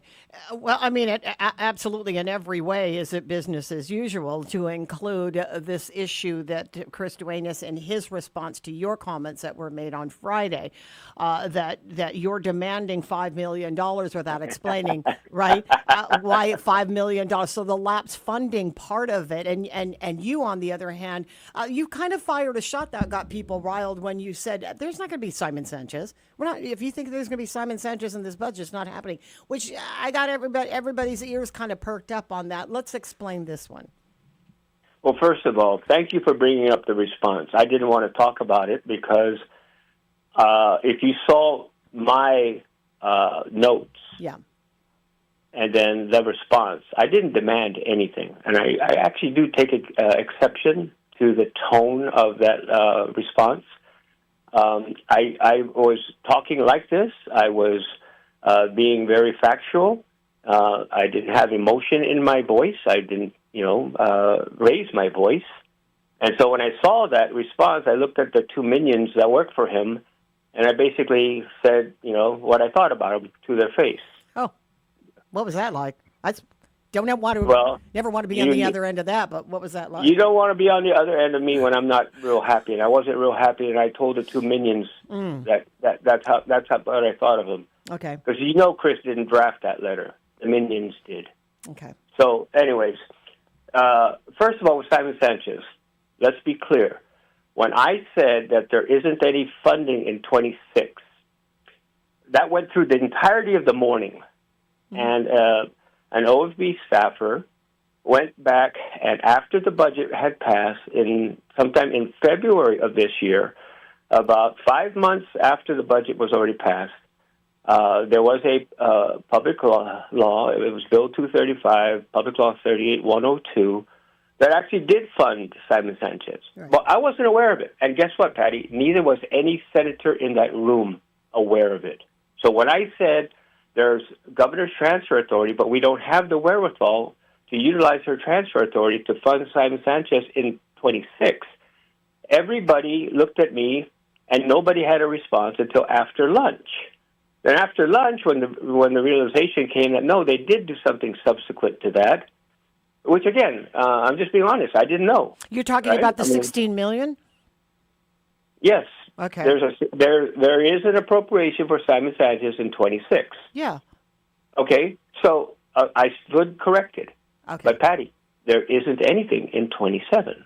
So the observation that I made about no funding for Simon Sanchez in 27 is still valid. I see. And I stood up and I admitted that I was, not aware. But then again, like I said, if you watch the tapes from the morning, neither was anybody else. Right. But then, it's never their problem. It's or fault rather. It's my fault. Well, and then I think Chris makes that point. It's not the point that it's the execution. He's saying for their part, they're providing all of this money. It's poor execution by the administration and hiding, he says, behind administrative delays like the procurement and all of the stalls that are happening with protests and others. So there's a couple of things happening here. There's a couple of things happening here, and I said that there's a major difference in what question needs to be answered because I think both of you are arguing two different points. And so with the admission that the $16 million is available for fiscal year 2026 doesn't negate the fact that in 2027 there still needs to be money. Yes, that's absolutely correct, as well as for the Department of Corrections and their modernization plan. Right. And so I went a step further. I even suggested to the body how they could address those two funding issues. I'm sitting here, Patty, and I'm trying to be helpful to try to get to a resolution that we can all deal with, be comfortable with. So while I have a letter which I took one look at, and quite frankly, I didn't finish reading it because it really did. I thought it was unfair, and that's the nicest word that I can think of right now. But besides that, I was still offering suggestions to the body on how some of these issues could be resolved. I was even doing it last night during session. I was texting senators with suggestions. Look, I know who I work for, and I know who I'm, fiercely loyal to. But at the same time, it's the people of Guam that are who it is we all serve. And so, I sleep good at night. I know what I did and what I didn't do. But I wouldn't sleep well if I didn't use the insights that I have and provide those insights to lawmakers so that the product that they're discussing could be a little bit better than it would otherwise. The tone is there. I think that you were taken aback by the conversation. You said that about the response. There was a political tone. It was a little bit aggressive. And I'm not saying that that's characteristic of Duenas. I wouldn't know either way whether he wrote it or somebody else wrote it. It unusually, I think, aggressive because he doesn't just disagree with your analysis. He actually came out and said it was false, quote unquote. It was just not true. So there's a difference when there's a disagreement over numbers and then somebody actually telling a lie. And I think that while we're haggling over this, it's the usual theatrics is present because this is why we watch. It doesn't get us any closer to what the actual truth is going to be, although, you are respected, Lester. I don't see that there's anybody who says that you're not, no matter what party you're working for or who you're fiercely loyal to. Numbers are numbers, right? And you're going to you're in a position to have to defend while they're in a position to have to decide. So after all of this is said and done, and this is, again, not an unusual occasion that there's going to be haggling over the money, will Simon Sanchez be funded? Will there be issues that are going to help out DOC with the modernization? And are we going to be able to make public health sound over some of the cuts that have been made for behavioral health and DISID? I believe, Patty, there's an undercurrent of, realization that some of the observations that I provided to the body are sound and should be addressed. So, you're right. We're through the tumultuous beginning, and maybe we can settle down, and maybe some logic and some understanding will prevail, and some amendments are made. My takeaway after last night is that there seems to be at least an idea that we need to be able to make adjustments. So I think after everything is said and done, hopefully we'll settle down and things will get revised appropriately, and in a manner that when the bill comes to the governor, the work that we've been doing once the bill deliberations began resulted in some amendments that made signing the bill a little bit more palatable. Okay. Yeah, this is a 4-day, timeline, it sounds like, because they're trying to get this done by July 17th. So you think that in the next 4 days that this can be sewn up because everybody wants to get back on the campaign trail? I'm actually feeling that might be the case because there just seems to be a lack of adherence to party lines and more of a realization that as oversight chair, I'm responsible for advocating for in this case, your public health agencies. Yeah. And it appears that there will be some meaningful change, and I'm glad. I mean, maybe somebody needed to use me as a whipping boy for a little bit to get people riled up, but that's okay. I'm a big boy. I can take it. Well, until you're off the camera, and then some minion's going to get an earful. Oh, you know it, Patty. You know it. I know it. I've never been on the receiving end of it, but I've known you for a long time. Well, Lester, I hope that calmer minds, and as we're staring down a 4-day deadline, I have confidence that obviously we get through the budget every year. We're doing it well before it's actually due. We saw the last one. It not only did it extend into that amendments had to be made after the fact, just to correct what was done. So, there's a rush to get it done, I think, for obvious reasons, when there was a lot of time frame to deal with it the last fiscal year. And plus that, they were also on top of that dealing with the big BPT question. Yes, and you're absolutely right, Patty. I mean, can we do this? Yes, we can. And I'm hopeful that we will do it in a manner that best serves the people and the needs of the people. As if you were running for office, you just said that. Well, I'm helping people run for office. I hear that. I hear everybody's helping somebody run for office these days. Lester, always good to catch up with you. Thanks, my friend. We'll talk to you soon. Thank you. It's my pleasure. 7:36 now. Take a break here. Be right back. With Roots Breakfast Buffet. Served daily from 6:30 to 9:30 a.m. at Guam Plaza Resort. Seniors enjoy 15% off for a limited time. Save your spot now. Call 671-649-7760 to reserve. Hoppity Guam. Welcome back, everyone. Let's see how traffic is looking. This will be your third look at your traffic report. It is being brought to you by Guam Auto Spot, and you could schedule a test drive. Just give us a call at 478-AUTO, or if you'd like to look at our inventory, you may also visit our website if you go to GuamAutospot.com.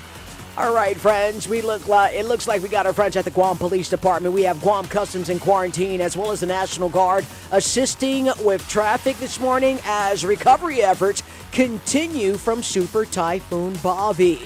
So we would like to remind all the motorists this morning to please watch your speed limit. Let's continue to keep our eyes on the roads. Make sure you're not texting and driving. We do have scattered showers. Therefore, the streets of Guam are definitely going to be wet this morning. Coming around Route 1 in Dedido, traffic flowing into Upper Tumon. We do have a little north and southbound. That's going to be coming around the Micronesia Mall. It looks like Hamburger Road up and around McDonald's is also beginning to build up.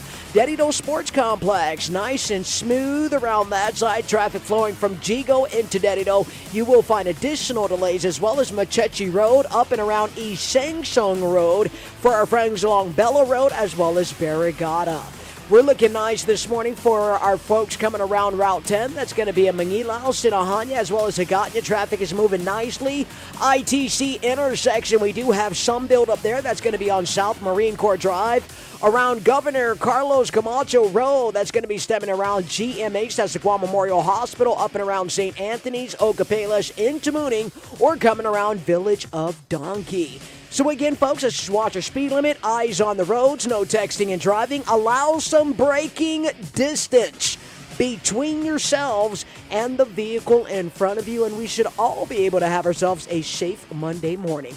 This is your traffic report here on the Wave 105 FM. It's all being brought to you by Guam Auto Spot. Again, folks, schedule a test drive. Give us a call at 478-AUTO. Check out our inventory on our website if you go to GuamAutospot.com.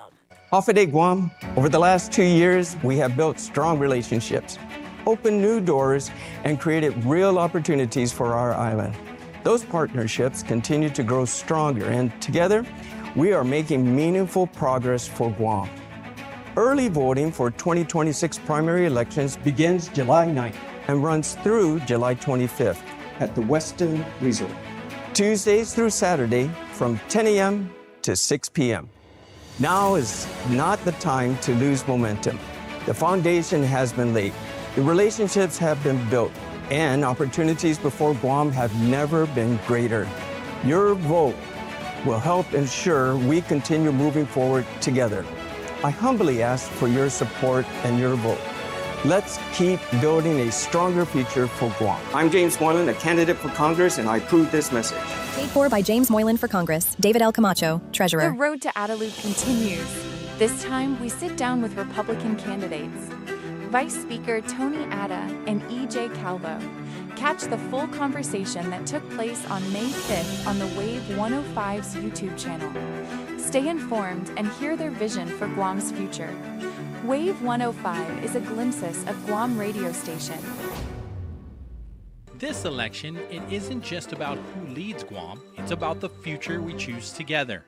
Join the University of Guam College of Liberal Arts and Social Sciences and the Free Association Task Force for Beyond the Status Quo, the gubernatorial debate, Wednesday, July 15 from 6 to 8 p.m. at the UOG Class Lecture Hall. Here the candidates discuss the issues that matter most, compare their visions for Guam, and if you can't make it in person, watch live on YouTube or listen on Wave 105.1 FM Guam. Beyond the Status Quo, hear their vision, make your choice. Pat's Tinting and Detailing is bringing the shine this July with our Liberation Detailing Specials, starting at $110. From Jigo to Malesu, we got you covered. Call 647-SLAM or WhatsApp 483-7522. Viva Guam! Close your eyes and open your senses. The all-new 2026 Mazda CX-5 is here from $29,995 or $198 per paycheck for qualified buyers. Triple J Mazda. Hungry and need gas? Mobile's got you covered. Now through July 31st, Mobile Smiles app members can enjoy a free 6-inch Subway sandwich with every minimum fill-up of $30 gas at any Guam mobile station. Available exclusively on the mobile app. It's an easy summer win. Fuel up, open the app, and enjoy the rewards. Not a member yet? Pick up a Mobile Smiles card at any mobile location and register today. Mobile and Subway, a great deal for the summer. See store for details. Stay sharp, stay curious, stay connected. Wave 105, the talk of Guam. Glimpses Media.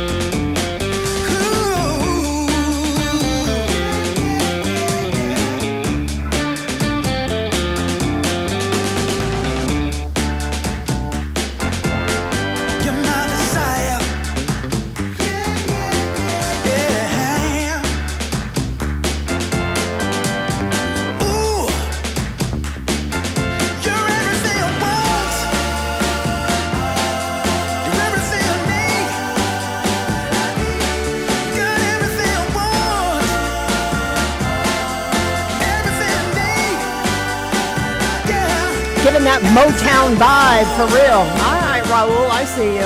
I absolutely see you.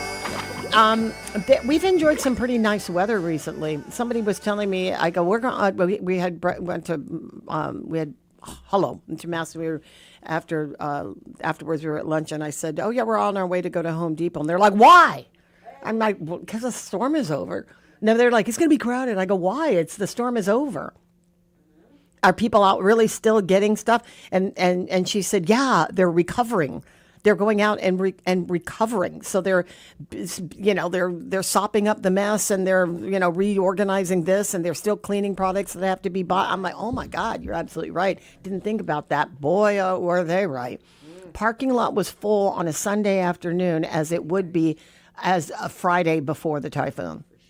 It was maybe not to the degree that you couldn't find parking, but everybody was in there in a state of buying something, and I don't know what agency. I mean, I'm sorry. There's some competition out there. It's not huge for some place like Home Depot. It's not like we have a Lowe's over here or anything like that, but we do. It's the biggest one. They've got the largest inventory because you're Home Depot, but you also have these other sort of mom and pop or local operations that have been around, like Benson, for such a long time. And so, some places they'll drop their prices, but you have to know enough about them to know where to shop.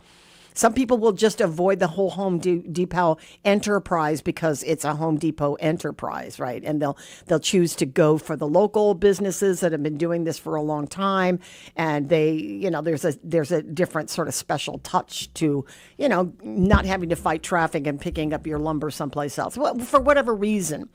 They don't have huge competition, but they do have a smaller market of people who would rather go to places where it's run and owned by local people, and that's always going to be the big thing. But in a pinch, I go to Home Depot, and I'm not going to defend where I shop because I'm actually an equal opportunity shopper. If you don't have it, I'm going somewhere else. Yeah, I mean, I'm not loyal necessarily. Like, I'm only going to go to your shop because you've been good to me, or you've been here for a long. That's not how it rolls. A lot of people love the ability to be loyal to a place, and I like the loyalty. But when you're talking about shopping and you're using your own funding, you can't expect that home business owners are going to say, you're not shopping with me, therefore you're disloyal. I mean, they would clearly make your prices always lower than the other guy, and I guarantee you I'd be loyal. Make your prices lower than everybody on the scale, and I will never go anywhere else. But sometimes you don't have products that I want or need, and somebody else does, right?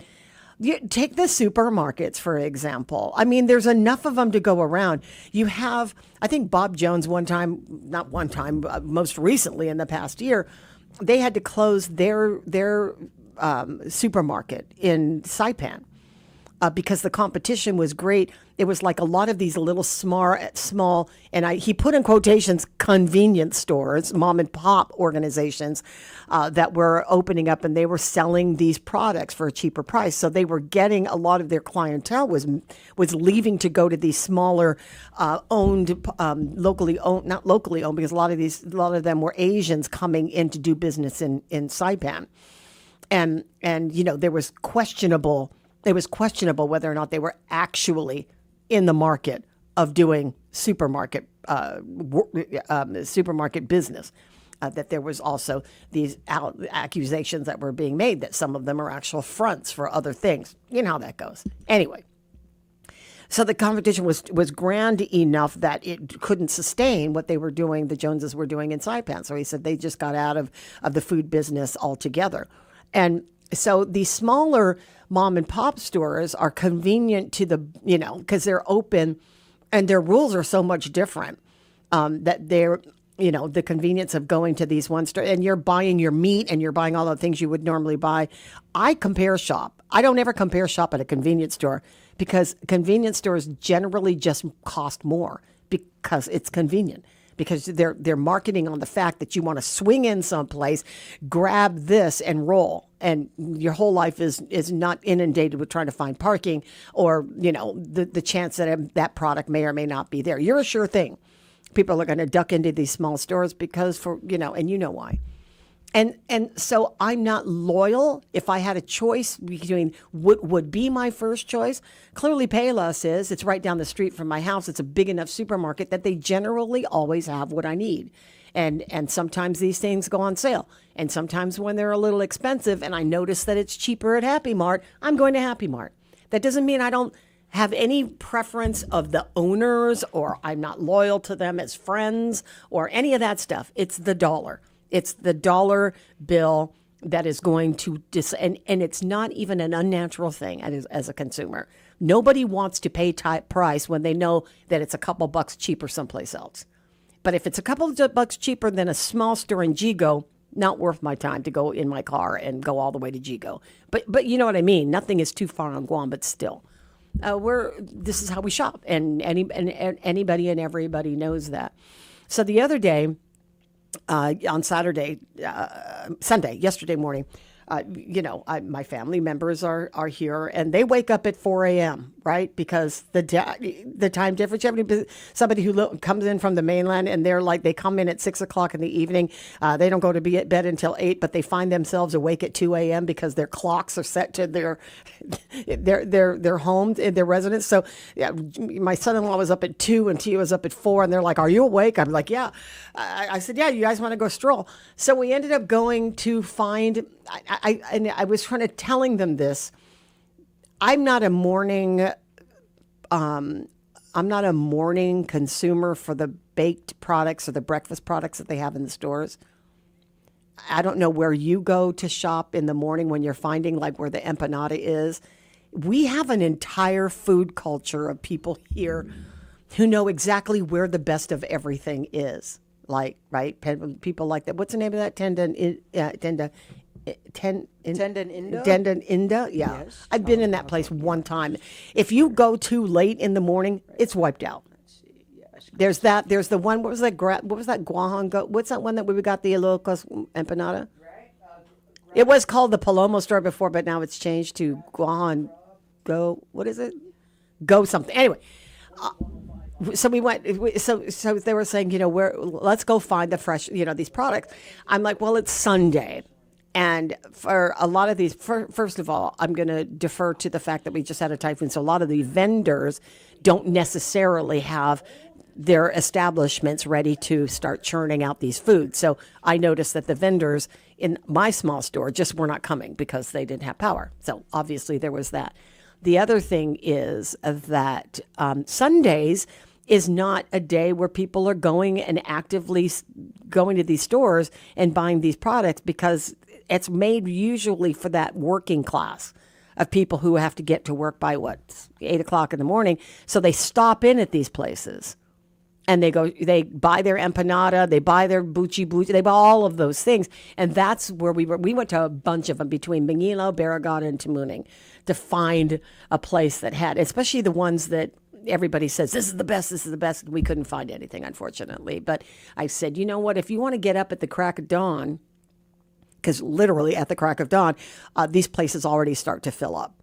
And if you want to go and get these products, go check out these mom and pop stores. This is the place where you're going to find, this is the time, Monday morning. The other thing is that we are dealing with a very hungry public right now.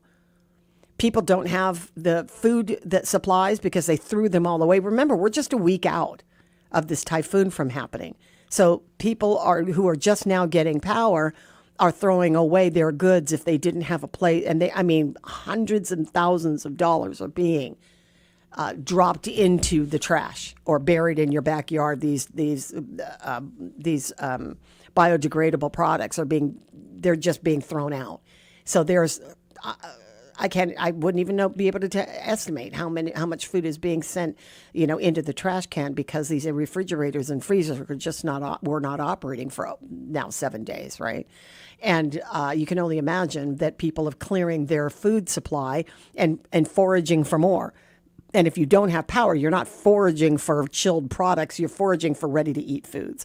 And so there was a shortage there for a while on the waning days, and you saw it.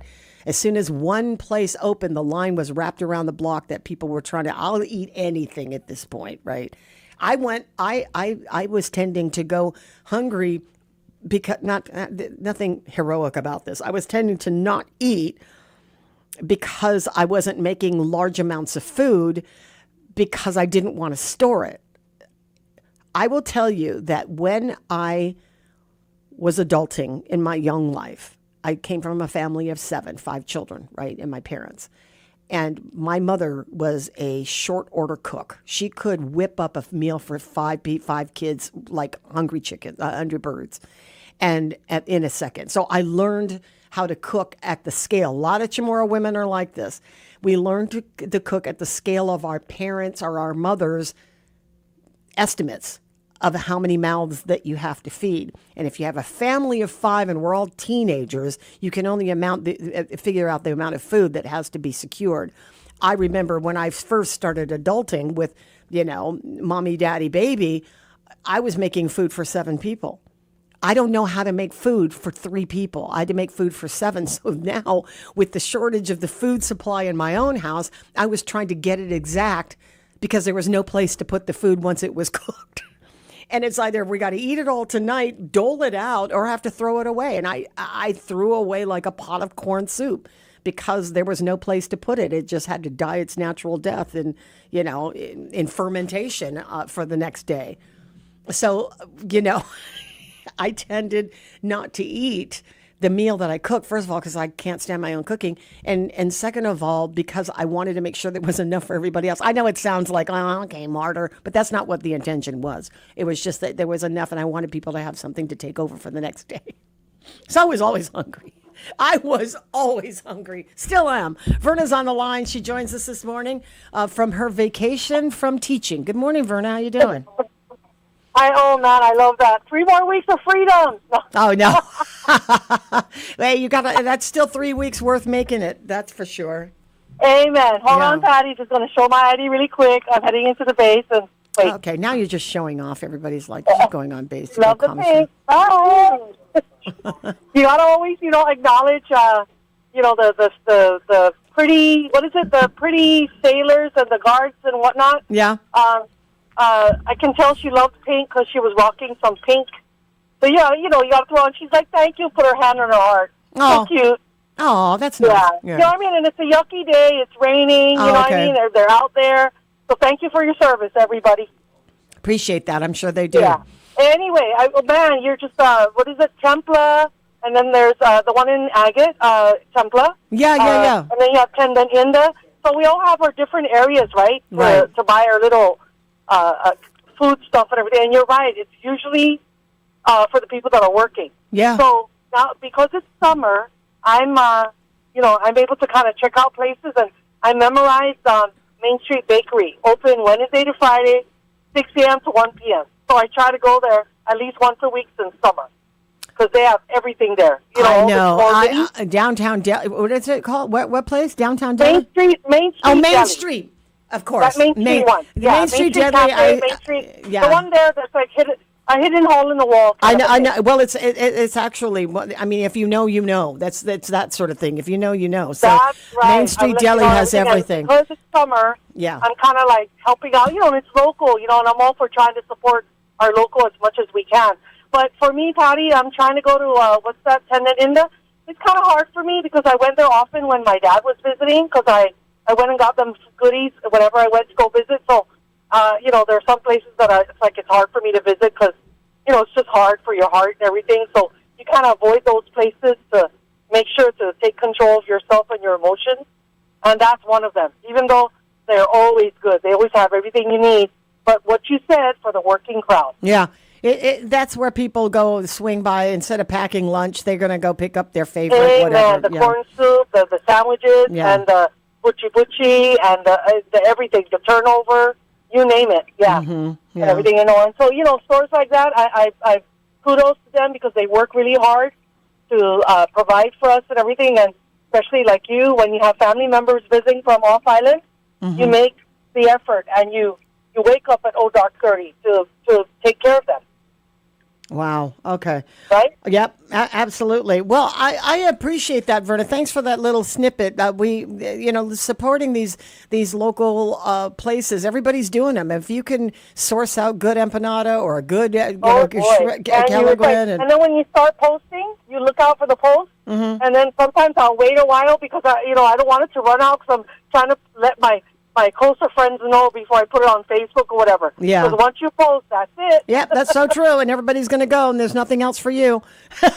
Hey, look, I got to roll, sis. Thanks a lot. I appreciate this. Okay, bye. Laura writes, "Oh my God, the intersection of the underpass. Yes, I know exactly. There's no guard or no GPD directing traffic, and it's a crazy mess. People are just flying by, not considering or being inconsidered to do a four-way stop for the traffic. That intersection, forget the four-way stop thing. Nobody knows who stopped there first. You got people coming in all directions on that one side. The light is blinking. It's a kamikaze move. But people who were going, from east to west seem to feel like they have the priority over those who are going north and south, because the roadway is just is built larger in those lanes than it is for people coming up from Dedido or people coming down from Barragata.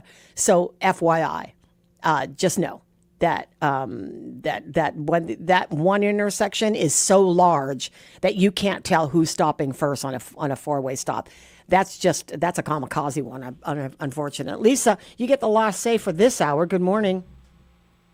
Good morning, Patty. First of all, I want to say I'm glad that the family are all together for the summer. Yes. And I continue to wish everybody on the island of Guam a smooth recovery, and thank the Lord for, our lives being spared. I also want to ask the people of Guam to continue for continued prayer for those who are recovering, especially up in the Marianas. Rhoda has been hit very hard. Everybody has suffered in a major way.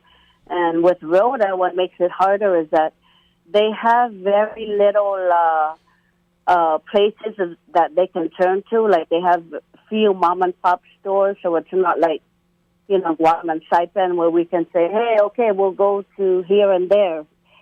So,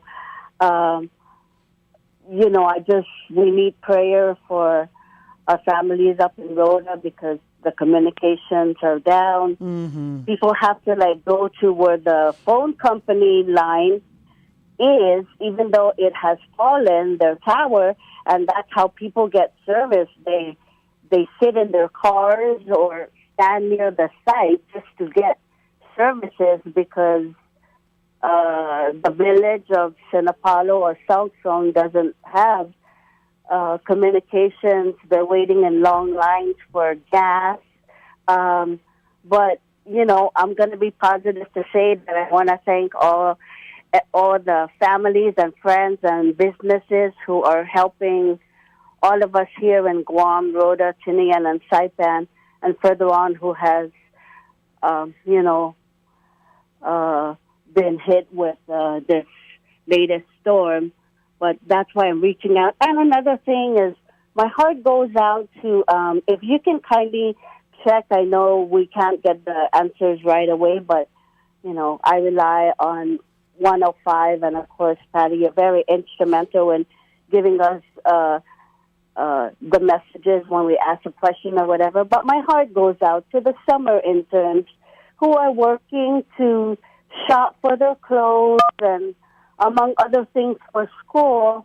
What happens to them when they don't get to work the full week? And a lot of them are probably crying at home, and it's a stress for them. And so, what's important to them is important to us, and I just want to ask if you can check with the governor. They have resumed working. They're back on the clock now. And I think that kids are being asked to talk to their supervisors about trying to get back to work. They did have to take a few days off. What about if there's no water and they've been sent home, or power, or just? Well, that's what I'm saying. That it depends on. That's what I'm saying. It depends on the agency and whether or not. But it seems like all the agencies are back up and running.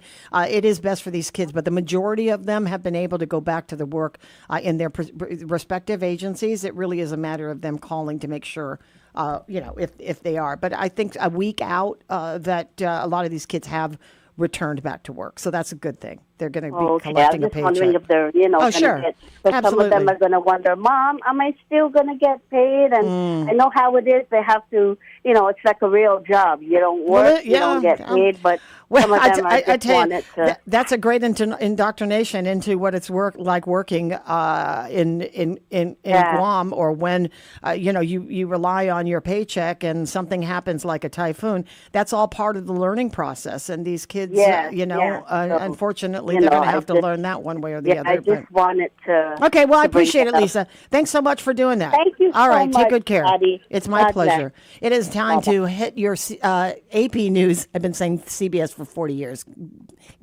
Cut me some slack.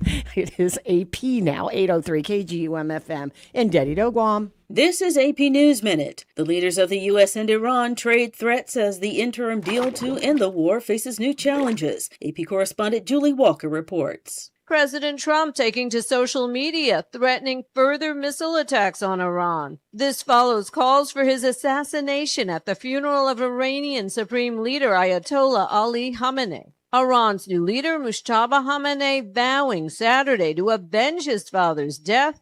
Meanwhile, the U.S. has been demanding Iran make a public statement saying the Strait of Hormuz is open and ships won't be attacked. At Wimbledon, 21-year-old Linda Noskova beats Karolina Muchova 6-2, 5-7, 6-3 in her first Grand Slam trophy. It's that time of year again in Spain, the San Fermin Festival and the running of the bulls in Pamplona. On the fifth morning of the 8-day festival, one runner was pierced in the face. 12 more people needed medical treatment. I'm Donna Warder.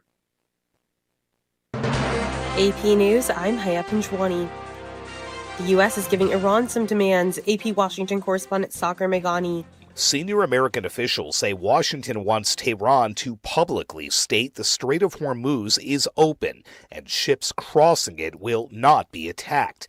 But shortly before they spoke, responsibility for maritime navigation through the Strait of Hormuz, including its reopening and all necessary demining operations, rests exclusively with Iran. Tehran's UN diplomat said Iran is willing to uphold its obligations under a tentative ceasefire deal if the U.S. does.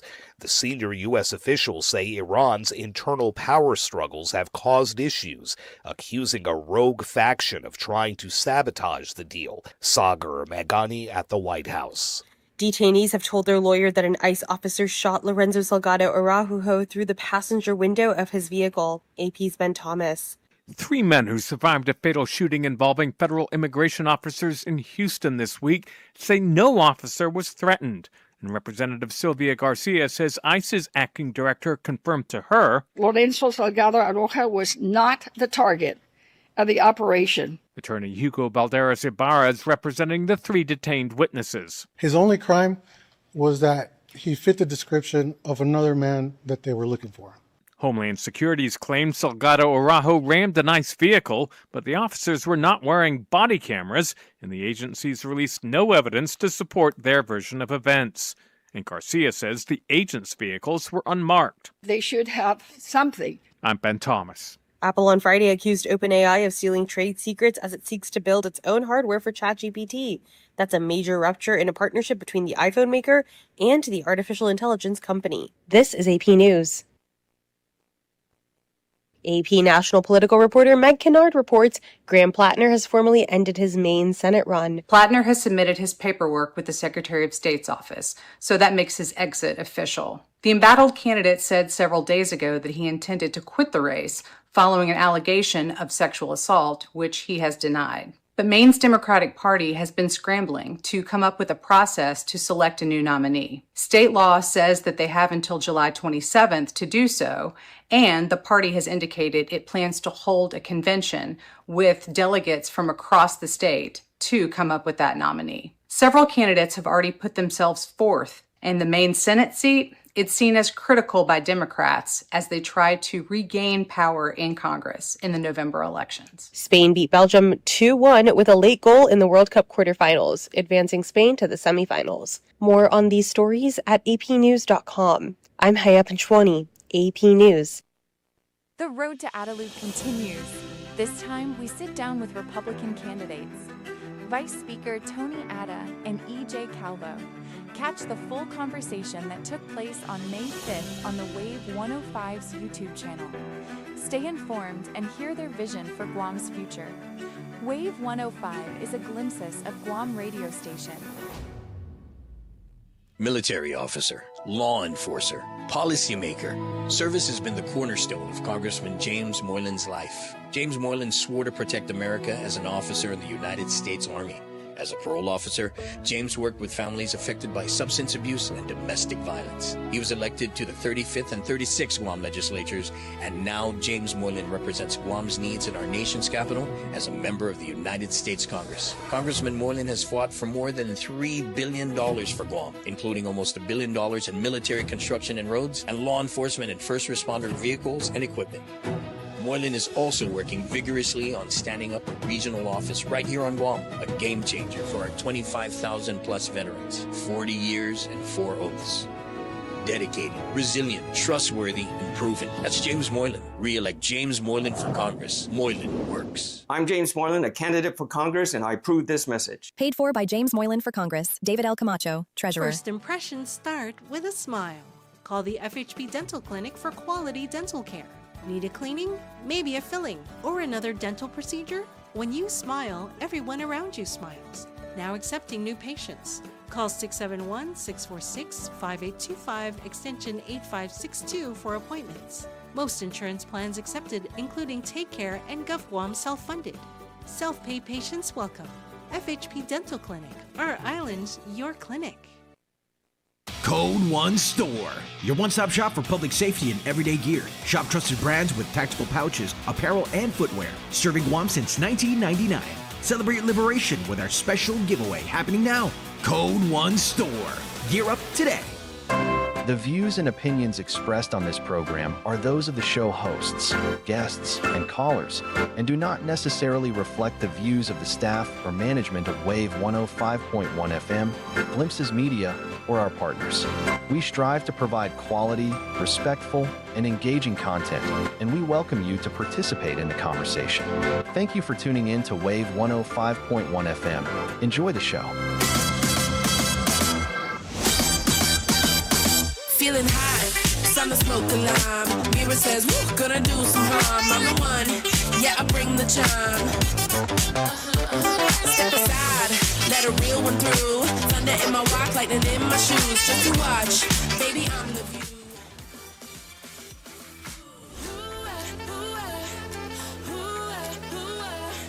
105.1 The Wave is the talk of Guam. Keep that good vibe going. There it is. Right here on Mornings with Thanks, Pat. Raul. All right, like it. I always kind of have to take a minute because I don't know when he's going to talk. Intro? I don't want to step on that. You know what I mean? You don't want to step on people like Raul Garrida's hardworking producer guy. He does all of this stuff for us. Very creative young man. Appreciate that. He's been giving us all sorts of things that we can get in and out of these breaks from. At 11 minutes after 8, should I just call it? I'll make an executive decision and do it myself. It's your show, Patty. Come on, girl, run this. What you got, girl? Well, what you doing? No, I kind of wanted to catch up with the governor and see where we are on certain things. But I know she is getting ready to fly over to Rhoda. Okay. I'm assuming flying because she's not definitely going to be riding in the back of a bus. Or, a boat, not a bus. For sure. We'll catch up with her. Grateful. Yeah, she's got people, to represent all areas of the government so I'm always grateful to be able, and this is not just Governor Lou Leon Guerrero, lest you think that for the past 8 years, there's been sort of favorable treatment. I have spoken to every governor that has lived on Guam, since I've lived on Guam in 1994. There are very few of them. Oh, there she is. Can I answer this call? Let me just do so. Governor Lou Leon Guerrero, ma'am, you're on speakerphone on my cell phone. I hope you don't mind. I'm answering cold on the air. Good. I called her and I asked her to call me back. So good morning to you, Governor. How are you? I'm good. Good Good morning, Patty. Yeah, well, you know, if I were talking to you a week ago, this probably wouldn't be a cheerful phone call. So I want to be able to say that there's no there's no shortage of people who are upset when they don't have water and power. That kind of comes with the territory. I do want to say that I was just talking last night to my family. It was a week ago we were sitting with no power and no water with that mystery question: when is it going to come on? But a great number of people now have had their services restored. Where would you rate, Governor, the response time and the ability to right the government in this 7-day period? I think we were I'll tell you, our recovery this time has gone so smoothly. We learned from our mistakes in the past.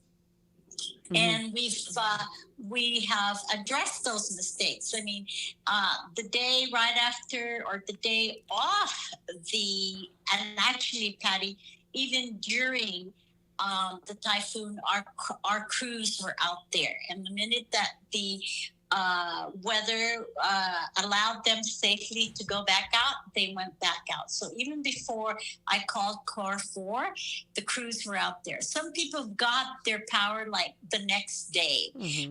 Almost all of the South had their power the next day. They were quite surprised. Someone from Pagat was telling me that the next day they had their power back. So I want to rate our recovery really out of a 1 to 10. I would say about between an 8 and a 9. Okay. The other thing, though, whenever we're sitting with no power, we always say to ourselves, boy, we've been doing this for how many years?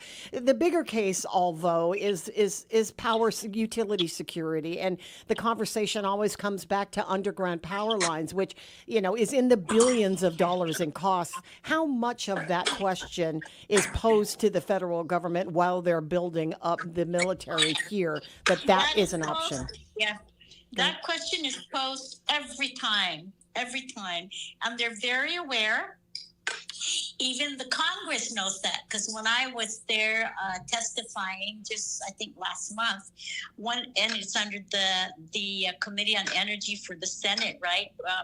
Who was being chaired by Senator Mike Lee. Right. And one of the questions was energy, and they are all very, very aware about the direction to go ahead and go underground.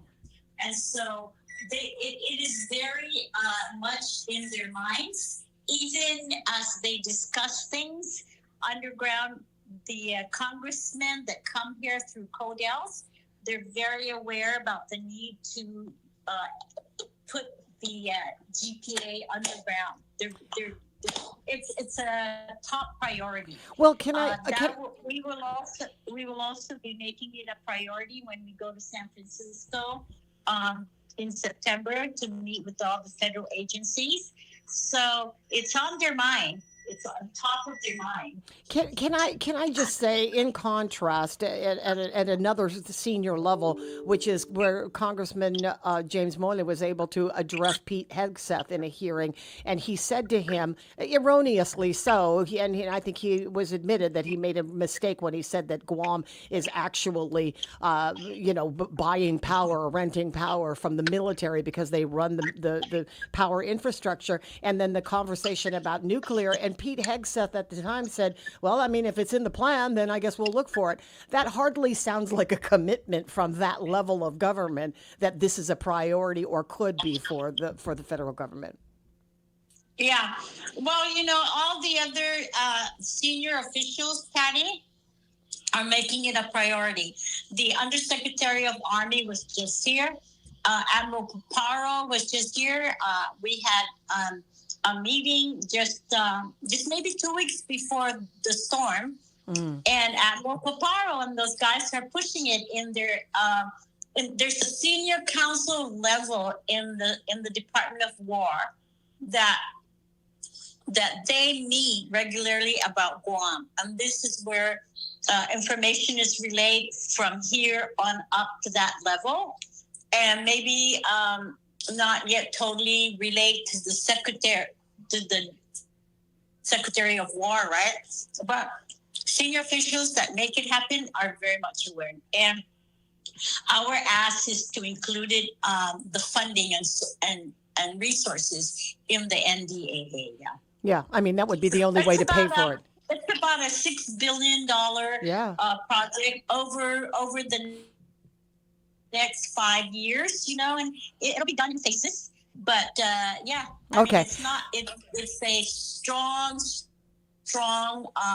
position that both Guam civilian and the military are taking together in order to harden our community, recover quickly, and also, of course, to continue on with the preparedness for the defense of Guam and the nation. Let me shift over to the other islands because they are in a state of recovery, Rota being the hardest hit.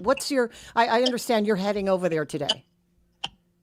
I am going over there today. I'm meeting with the mayor, to get also, an assessment of, and I'm pretty sure she's already prioritized it. She's actually a pretty even-keeled mayor, Mm-hmm. Okay. She's very calm during the typhoon. It's like, here we are. We just have to meet our goals every day, provide the water and whatever we can to provide the power. So I'm going to sit down with her and have more of a strategic discussion about what we can do here in Guam to help them. We have a kind of an idea of what it is that they need. I mean, in our worst typhoons, of course, power. Of course, power. Is there any plan? Is it to mobilize units over there like we did to Saipan? Or is that? Of course. Yeah. Okay. Yeah. So clearly, power is the thing that they need. Are they getting the kind of federal support that would be normally expected for the CNMI and its relationship with the federal government through relief funding? Yeah, FEMA's all there. Red Cross is there. I'm pretty sure they're going. I don't know about the funding. I haven't really talked to them, but they've been declared an emergency disaster area, just like we are, and they're working very closely with them to get what they need. And so just like FEMA is working here closely with us too. Yeah, FEMA's. Yeah. So, and of course, you announced last week that the business assessment is also underway. For some reason, although this typhoon was worse than Senlaku, not the effects of it and the impact on Guam was worse. So, if we weren't sort of necessarily filing large claims with FEMA because of property damage and the like to private citizens, can we expect much of the same with this typhoon, that maybe we don't meet the criteria for eligibility? Well, we met the criteria for public assistance, which is one of the major ones, right? Mm-hmm. We didn't meet it for the hazard mitigation, but we're appealing that. And we're working with FEMA officials in the process of making that appeal. But none of this... Go ahead. Sorry, go ahead. The individual assistance is still under review, but I'm expecting that to be declined too. And part of it is they didn't meet the threshold. You're right, of the damage and so forth. Yeah, I mean, but which is good, but at the same time, there are people who may have been waiting for this last typhoon to finally break down that one door that was hanging on, or that one window that needed. So if federal cannot help us, then we look toward. Right, Patti? I mean, that's and we have always looked at our local needs.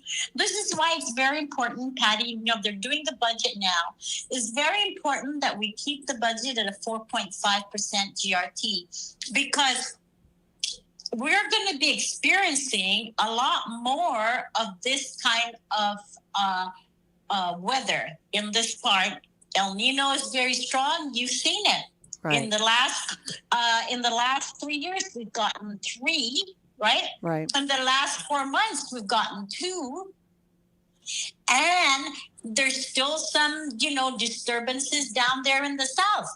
And Landon and Brandon both say there's going to be more coming. So to plan ahead and to be able to get the financial means to repair our island cheaper. I think we need to keep it at 4.5% budget, so we can still have those monies collected above the budgeted revenues, so we can put that away for our ability to quickly go out there, repair our roads, our clean up our roads, repair our homes, and so forth, right? So I think the legislature needs to be very visionary and proactive in this sense and keep the budget at 4.5. It sounds like that's a hard walk. That's a hard fight. I mean, Telo Taitagui, a couple of the chamber folks got to her before she went back into the session. She had to withdraw her amendment. The one by Chris Barnett didn't fly at all for $1,000 relief. And then now Tony Atta is now talking about the possibility of relief that the gas for GPA giving credit or something of that nature. Any of these? Where are they going to get the money? Where are they going to get the money? Where are they going to get the money if you're talking about another relief for our people? You're not going to get it with the 4% budget. You're not. You're not. I've seen it. I've looked at the numbers. And for the stuff that we need, just even for the money for Bobby here, we're stretching it. We're stretching it, yeah. Yeah, well, we can expect a repeat of what the conversation was like last year when they were discussing. And I just want... Go ahead.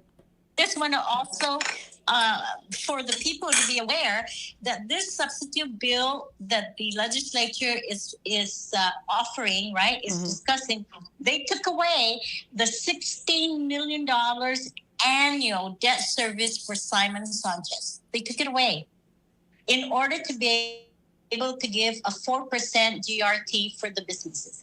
That, I think, is very irresponsible. How are we going to bill Simon Sanchez? These people that are running for candidacy, for gubernatorial, for senatorial, we need to, educate our students. We need to give them the facilities that they need in order to be, to learn well, right? And then what did they do in the next action? They take away $16 million from the debt service for Simon Sanchez. So how are we going to go up there now if we don't have an appropriate amount for the debt service? I'll ask you about this real. I have to ask you about that. I mean, the $16 million was in fiscal 2026, and the point is made that it isn't in the 2027. But they're still saying, Chris Duenas' point is that the money is there. It hasn't been used. The problem isn't the money. The problem is the execution of the ability to spend it now. Right. We were ready to go forward, and there was a protest. And when you go out to the financial market and when you go out to do an RFP, you can't do an RFP without the certified funds. You cannot. You can't go to the finance market or to investors and say, hey, come and invest, but oh, by the way, we don't know yet how to pay for it. No, you can't do that. So even though the money was there, it's appropriated, that's saying to the investors, hey, we have the money. Take it out now for fiscal year 27. What are we going to say to the investors who we have spoken to and are ready to invest? Oh, by the way, the great minds of the Republican senators took it away. See, now, and when I asked them why, no answer. Well, I don't know why. Let me ask you this. I think that the argument, I think there's a couple of things happening, is that Chris Duenas is saying you can't use these administrative delays and procurement problems and protests to as an excuse for not using the money. And at the same time, you have people like exactly what Lester Carlson is saying. We may have the money and we may have these protest delays, but that doesn't mean that we still need the money. So there's two different arguments that are being made. He's now, I think it's Chris and true to form, they're going to blame the administration for not executing. And so where does that leave us then? That is not correct, Patti. Of course they're going to blame the administration for them taking out the $16 million. Of course they're going to do that. They're taking out the $16 million so they can provide the 4% GRT that Sean Gumatauto promised the Chamber of Commerce. That's what they're doing. So what they're doing is they are now putting a deficit on the funding of an educational facility that's been fought for over the last 10, 12, 13 years. And my administration was the administration that moved this as fast as we could. We were ready to break ground. We had the funding. We had the financing, but there was a protest. So the facts are, it's not a matter of lack of execution. We are executing it. There are factors out there that happen that we have to address, like a protest, right? Mm-hmm. We're ready to go. We are ready. We have awarded it. We were in negotiations, and then there's the protest.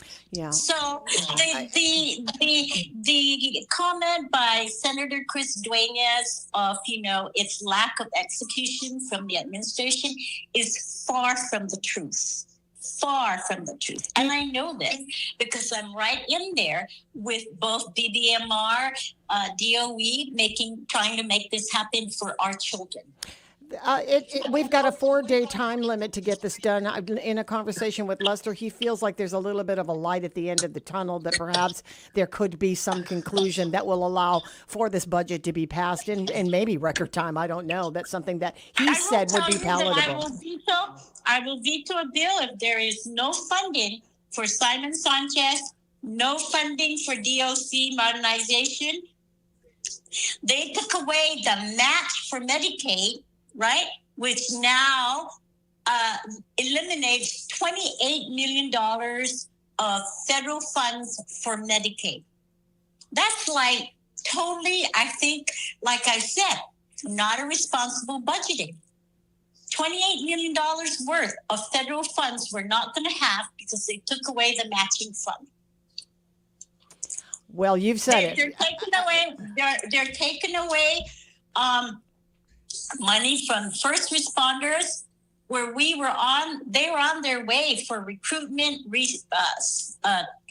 training, and so forth that they need in order for us to protect our people.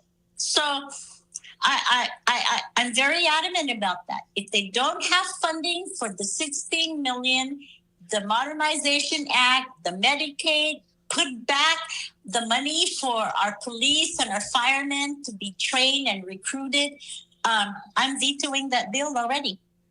Okay.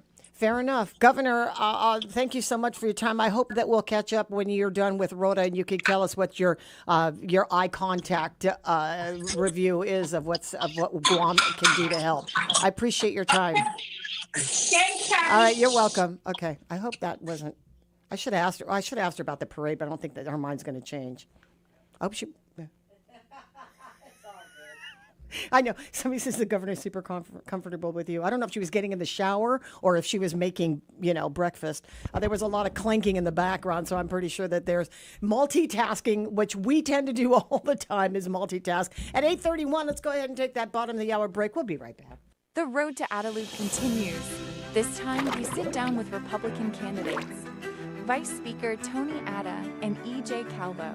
Catch the full conversation that took place on May 5th on the Wave 105's YouTube channel. Stay informed and hear their vision for Guam's future. Wave 105 is a glimpse of Guam radio station.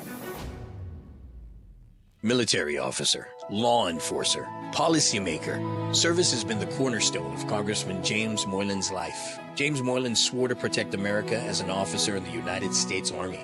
As a parole officer, James worked with families affected by substance abuse and domestic violence. He was elected to the 35th and 36th Guam legislatures, and now James Moylan represents Guam's needs in our nation's capital as a member of the United States Congress. Congressman Moylan has fought for more than $3 billion for Guam, including almost $1 billion in military construction and roads, and law enforcement and first responder vehicles and equipment. Moylan is also working vigorously on standing up a regional office right here on Guam, a game changer for our 25,000 plus veterans, 40 years and 4 oaths.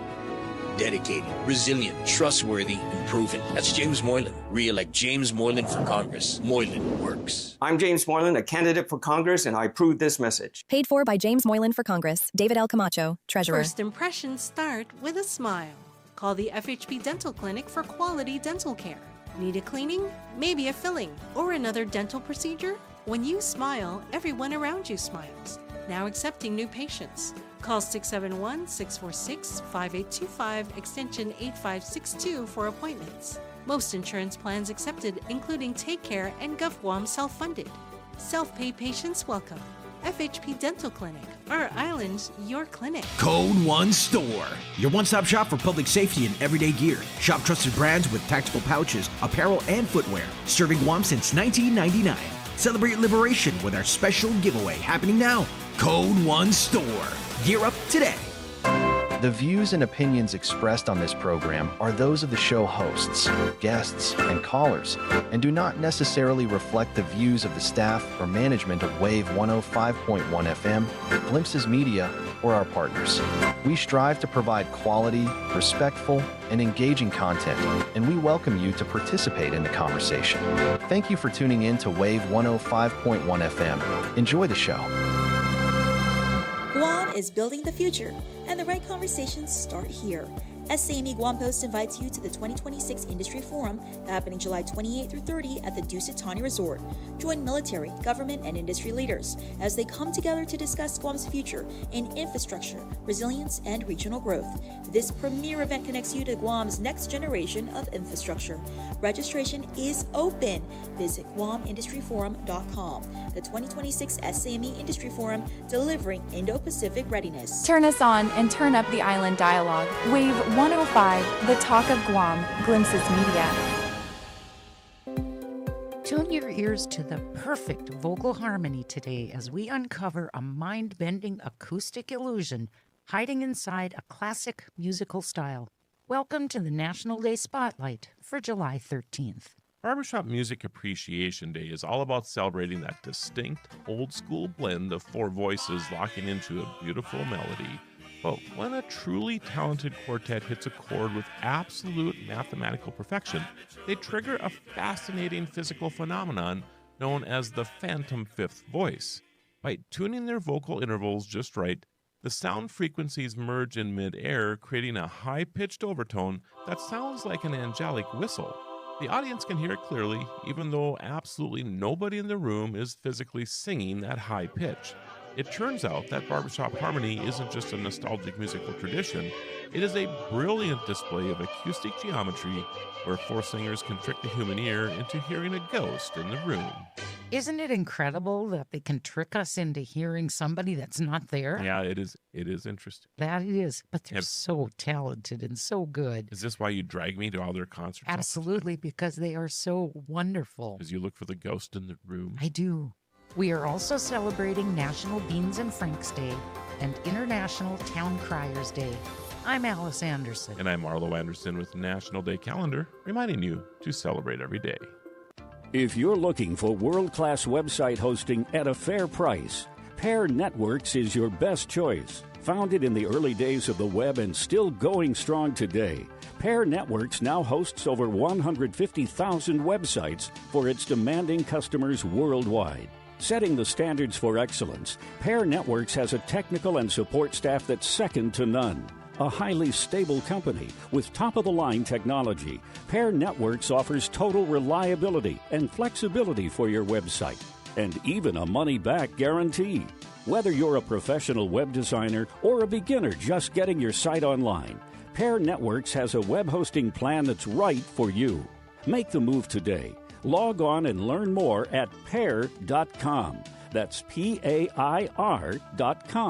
Pair Networks. World-class web hosting at a fair price. Visit us at pair.com. Pair Networks. When a warrior News, faces insight, adversity, conversation. he fights through it. He finds a way. Wave 105, the talk of Guam. Isn't free.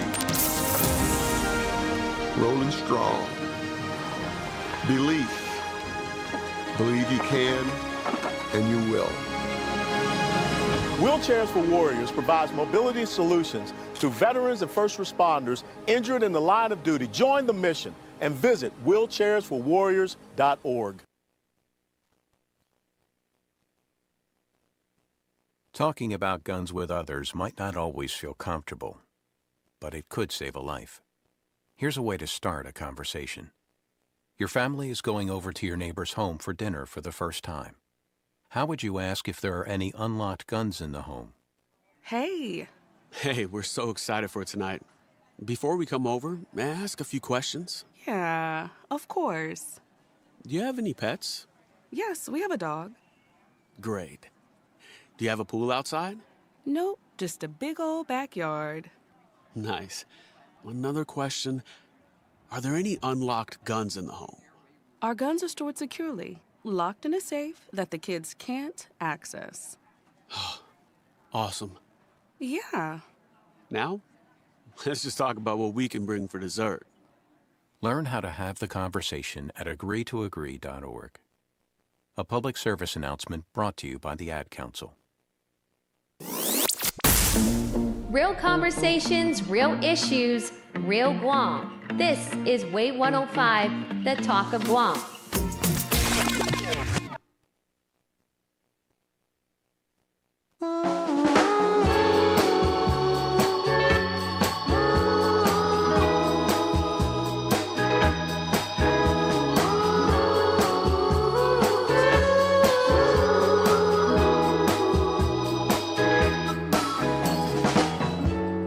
Monday is the start of all of my dreams.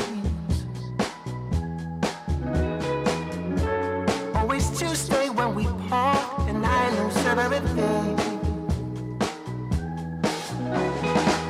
Wednesday was lost, it's the middle of the road. Who's this? Tuesday so busy, I had chores to Billy and Ford. I mean, smooth, baby. Working on that smooth vibe. I'm here for it. I tell you, man, my digital library can only extend so far.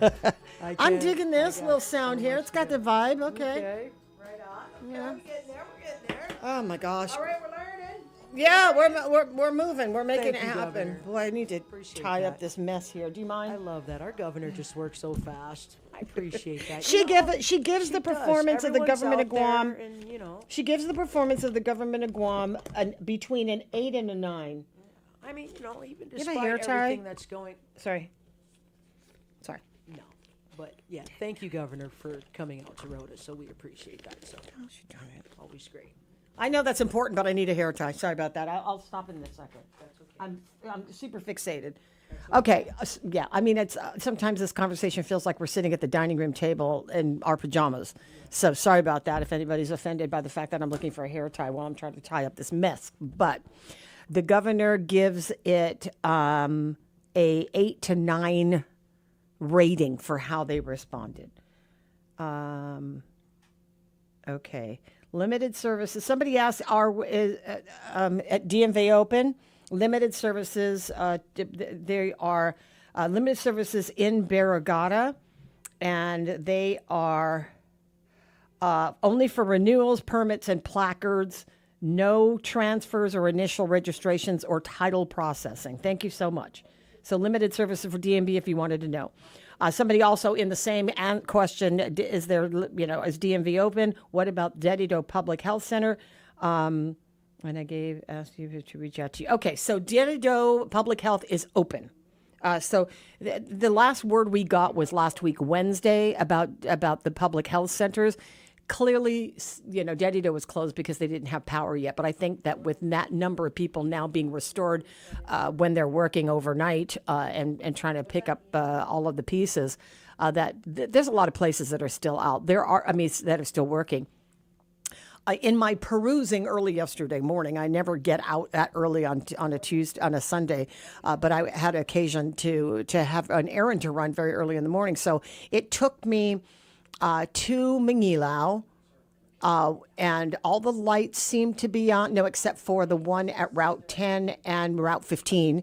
That intersection right there by Santa Teresita Church, they still had somebody directing traffic on that light. You get down to Route 8, 10, and 16. Would that light at the tri-intersection was working? That was fine. You get to parts of Route 8 where there is absolutely no activity whatsoever. Like there's the traffic lights are dead. There are certain parts that were still, this is as of yesterday in that whole Barragata area. So take note for that. As far as the water goes, they're asking everybody to boil. If you were out during the typhoon, definitely boil. If you were out or you had the slow moving water, but you still had water, they said better safe than sorry. It doesn't take but a minute to get boiled water going, and then you have to let it sit for about a minute, right, to cool off and all of that stuff, and for all of the things to die. But there was a situation in Manila, which is interesting. I read it on Facebook really early this morning. Somebody was sending something about how he was really upset that he didn't have any water. And when you are on social media and you're lamenting about something that everybody has a feeling about, and especially if they're also in the same position, it makes for a larger complaint involving that many more people. And then before you know it, anybody who's got a bone to pick with anything and everybody is going to weigh in. And then it becomes like a bigger conversation. And most everybody was just sort of commiserating, like, hey, I don't have any water. You know, it came on for a second and then it went off. And, you know, why are we still doing this in this modern age? How come, you know, Manila water is a big deal? We've always had chronic problems out here. When is this government actually going to fix this? And so that leads to other people going, I hear you, you know, yeah, you know, this is a travesty at this time in our modern utilities that we should, you know, be worried and concerned about whether or not we're going to have water during a typhoon. You know, why did Tamuning have water the entire time? But in Manila, you know, we're sitting here starving for something. It's not enough to bring out these water, what do they call them, buffaloes, where they're giving you water for your, you know, for your use. And so it ballooned into this whole thing about comments from people randomly either feeling sorry for the girl and saying, okay, you know, I understand you, and then adding in their 2 cents, or full-on assault on how the government works and why we are still so far behind. Somebody said, you know, we're decades behind on where we were. Well, I was here decades ago when we were where they think that we were decades ago. And I'm also here to tell you that's not true where it comes to utilities. Definitely. We all know that what great accomplishments have been made. Listen, do not confuse, you know, this with my full and, you know, untethered support for the utilities. They still do have issues because we are not without water and power during these typhoons, and there's a reason for that. But this isn't necessarily like me trying to defend them as much as to say it's not true that decades ago is where we are currently. There have been great strides, and the fact that you've been paying over the years for increased water service and increased power service is because over the years they've been able to fulfill some of these capital improvement projects. Some of it actually under duress by the federal government for not complying with water standards, and that they were forced to incrementally raise your water rates as a result because they had to improve the system. I was here decades ago when people like, what was his name, Crawford? I can't remember his first name. It'll hit me in a minute. But he was walking around with these shut-off these meters, these new water meters. Remember those? Those new water meters where you could drive by and the little contraption would read your meter, and the meter readers. That's what they were called. He was walking around.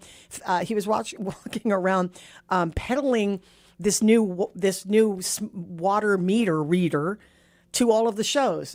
I know this because I was actually there, and I became very familiar with the show and tell when they were doing this decades ago. We are nowhere near that then. What happened then, we're not where they are now. And so these systems that have become more smart have been because, again, at some point we were under duress to be able to do, forced by the federal government to fix our wastewater system, or else they would come in and take it over. And so we are where we are at the moment. As far as Manila goes, you may have improved infrastructure over the decades, but it doesn't feel like it, because when your water goes out, or the power goes up because they're not powering up the wells, but when you don't have distribution in your own line during a typhoon, you don't really care what I'm saying right now. You don't really want to care. You don't really care what happened decades ago when water was coming out of the tap brown, because right now you have no water coming out of the tap. So I can actually hear radios being clicked off because you don't want to hear what ultimately is happening right now in Manila isn't necessarily because GWA hasn't made or implemented new policies that would increase the ability to provide water to every village, and especially in a place like Manila, where it has been chronically a problem for water distribution there. This would have been done because he also brings up the point when they said, if they're going to build a medical complex here, how are they going to deal with water? Well, they were dealing with the water. In fact, that was the first step in the whole process to build this medical complex. Whether you're for the medical complex or not is moot to the point that I'm about to make. There was infrastructure money through federal funds, through ARP, American Rescue Plan money, and millions of dollars were going to be invested in the water system over there. If they were going to build a medical complex, they had to have the infrastructure ready, both GWA and GPA. So the governor, this administration, set aside millions of dollars in order for the $104 million that was going to go toward the improvement of the infrastructure, until Doug Moylan came in and said, I, quote unquote, will not sign any contract for GWA and GPA to do any work in Manila as long as there's questions about whether the governor has the authority to use ARPA funds for this. Well, the court said she can. But that's a decision that was made way too late for that money to be dedicated to these projects, because there's no contractor who can guarantee that this infrastructure can be placed in this problem area in time. I mean, there's nobody who can assess it, bid it, and even run the risk of there being a protest for it, or a procurement delay before this money expires in December 31st of this year. So the plan was all along to increase the availability and the ability to provide water by upping the infrastructure, both GPA and GWA, but it was the Attorney General's office, or the Attorney General specifically, that protested and brought it through the past several months at the insistence of anybody and everybody who would listen, that we are on a timeline. There's no way in 6 months you could take a project that big on a village project affecting that many thousands of people and try to make it happen before that money ran out. That was simply the case. And so where that is, I mean, it's not that it can't be done. Of course it can be, but it would have been well on its way of being done had that not been happening. That's the reality of the situation. But, sometimes it's really hard to understand when it doesn't happen. It's hard to understand if there's a plan in the works for it to happen. And there's a lot of other factors that lead to these decisions failing. So I think it is unfair to a point. I understand the frustration. We said it before. But I think it is unfair to constantly come, oh God, it sounds like a defense of this administration. It's not. That's not my point. That there are people who work toward these projects that have already been set forth that can't possibly fulfill this obligation or this plan because of these circumstances that take place. I mean, every project that you've seen fall by the wayside for one reason or another has got to do with that somebody protesting or there being a hiccup along the way. My point isn't, I don't care if you criticize the Lou and Josh administration. I'm not here to defend them. I'm only here to defend the people who are actually on the ground that are working toward doing stuff like this, like installing and helping out with the recovery, or trying to energize your lines, be it water or be it power. Because when you come for it in a situation where all the heads are screaming, and there's a lot of great company in misery, it becomes a louder voice to what the people are doing actually on the streets. And we're talking about these guys and these gals that not only are making it happen on the streets while they're trying to fix your lines, both power and water, but people who are taking your phone calls and hearing your tirades as you're insulting them when they're answering the telephones about why you don't have water or power. So the struggle is real, and the media, social media is active. There's no shortage of people who have something bad to say, and everybody right now is feeling the same. I have had water throughout the time. It was a trickle, but I had it, and I can't defend the fact that I have power that I got before you did someplace else. That's just how it worked. Maybe I didn't have a feeder line that fell. Maybe I don't have this or that, or another problem in a pocket that was largely created. But that doesn't say that it didn't happen in my neighborhood either. I can't defend the fact that I have it. I'm just saying that I'm grateful that I do, and I'm hoping that everybody gets to also.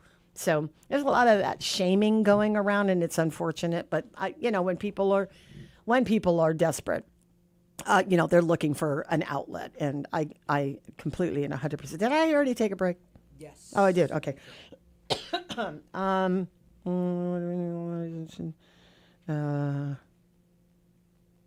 Okay, I don't understand what that means. But anyway, it's 6 minutes now before 9 o'clock in the morning here on a Monday, coming out of a very busy weekend of people still wringing their towels and trying to wash all of the stuff that you used to mop up all of the floors.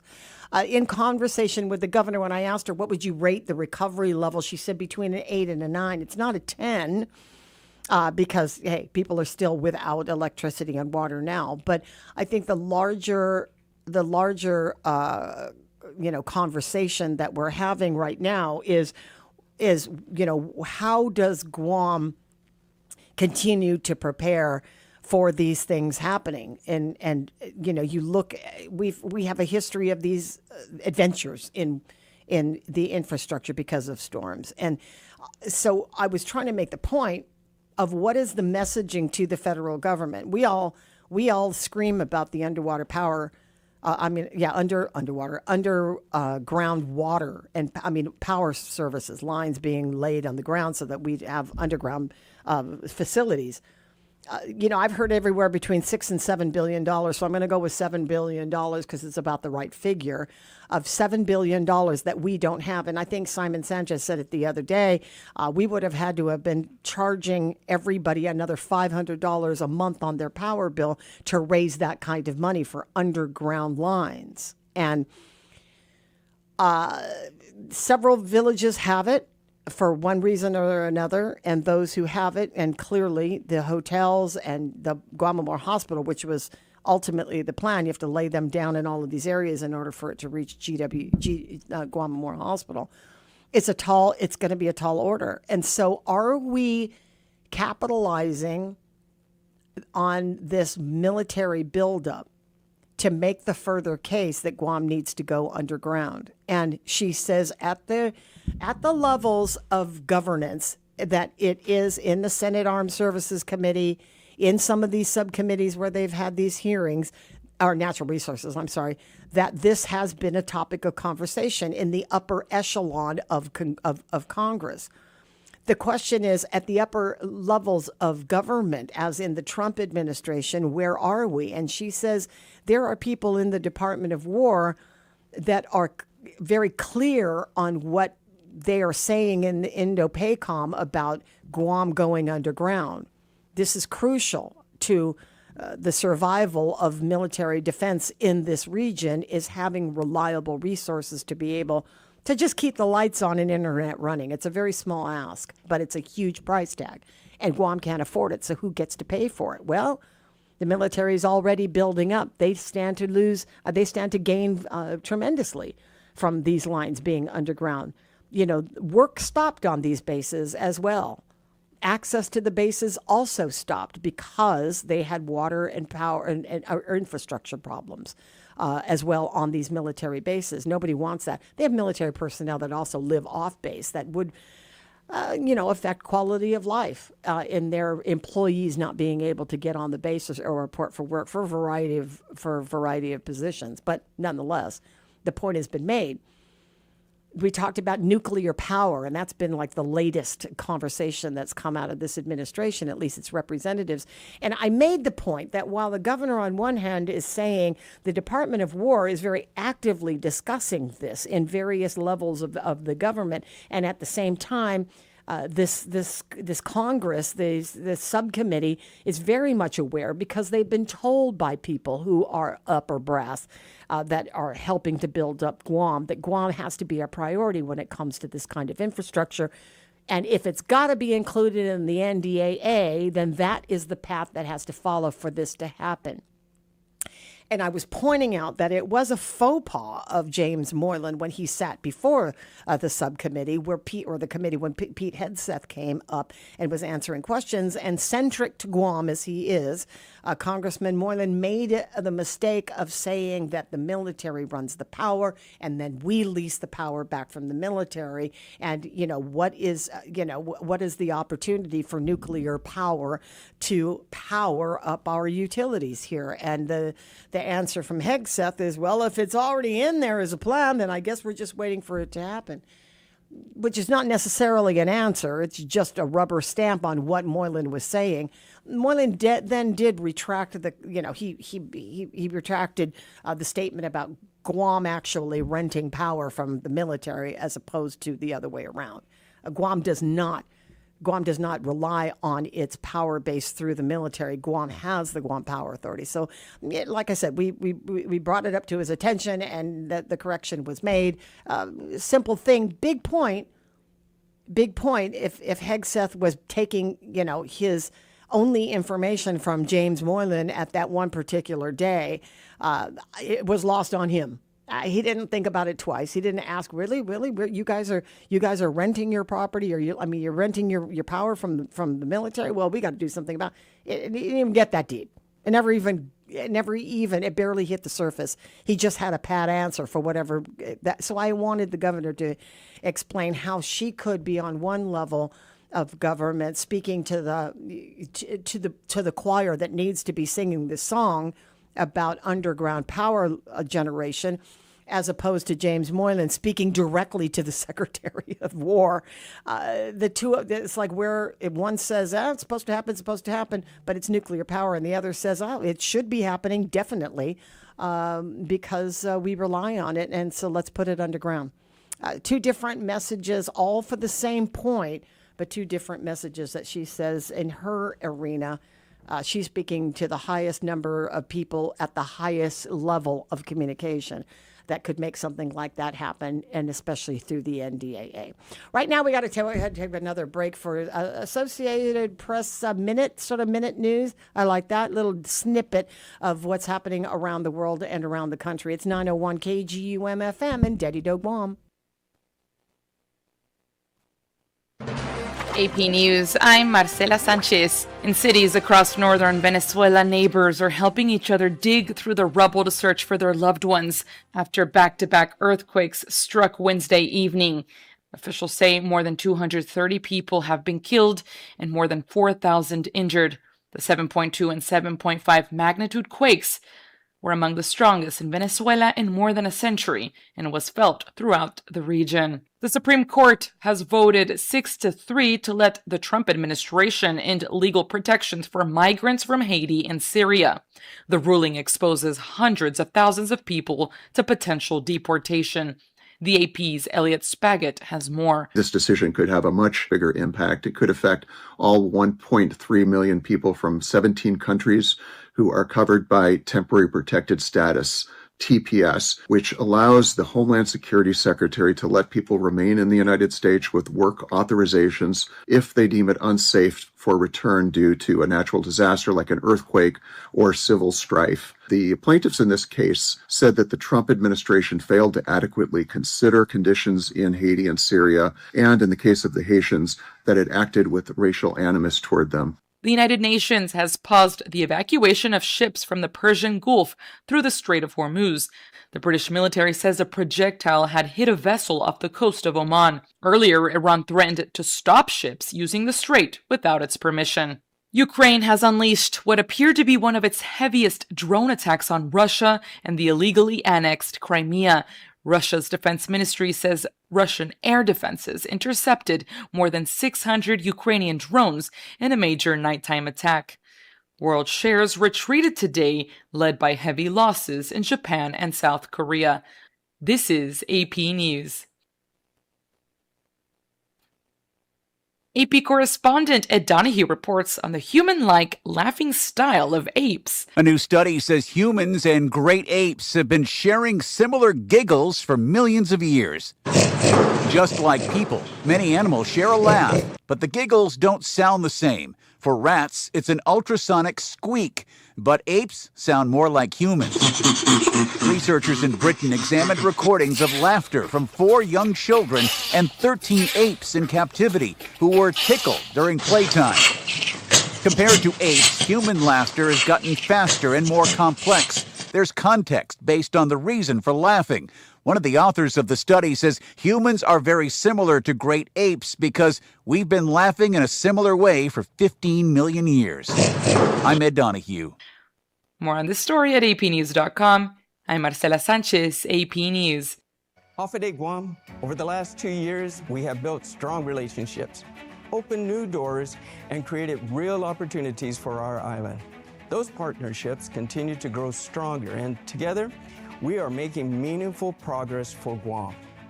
Early voting for 2026 primary elections begins July 9th and runs through July 25th at the Westin Resort.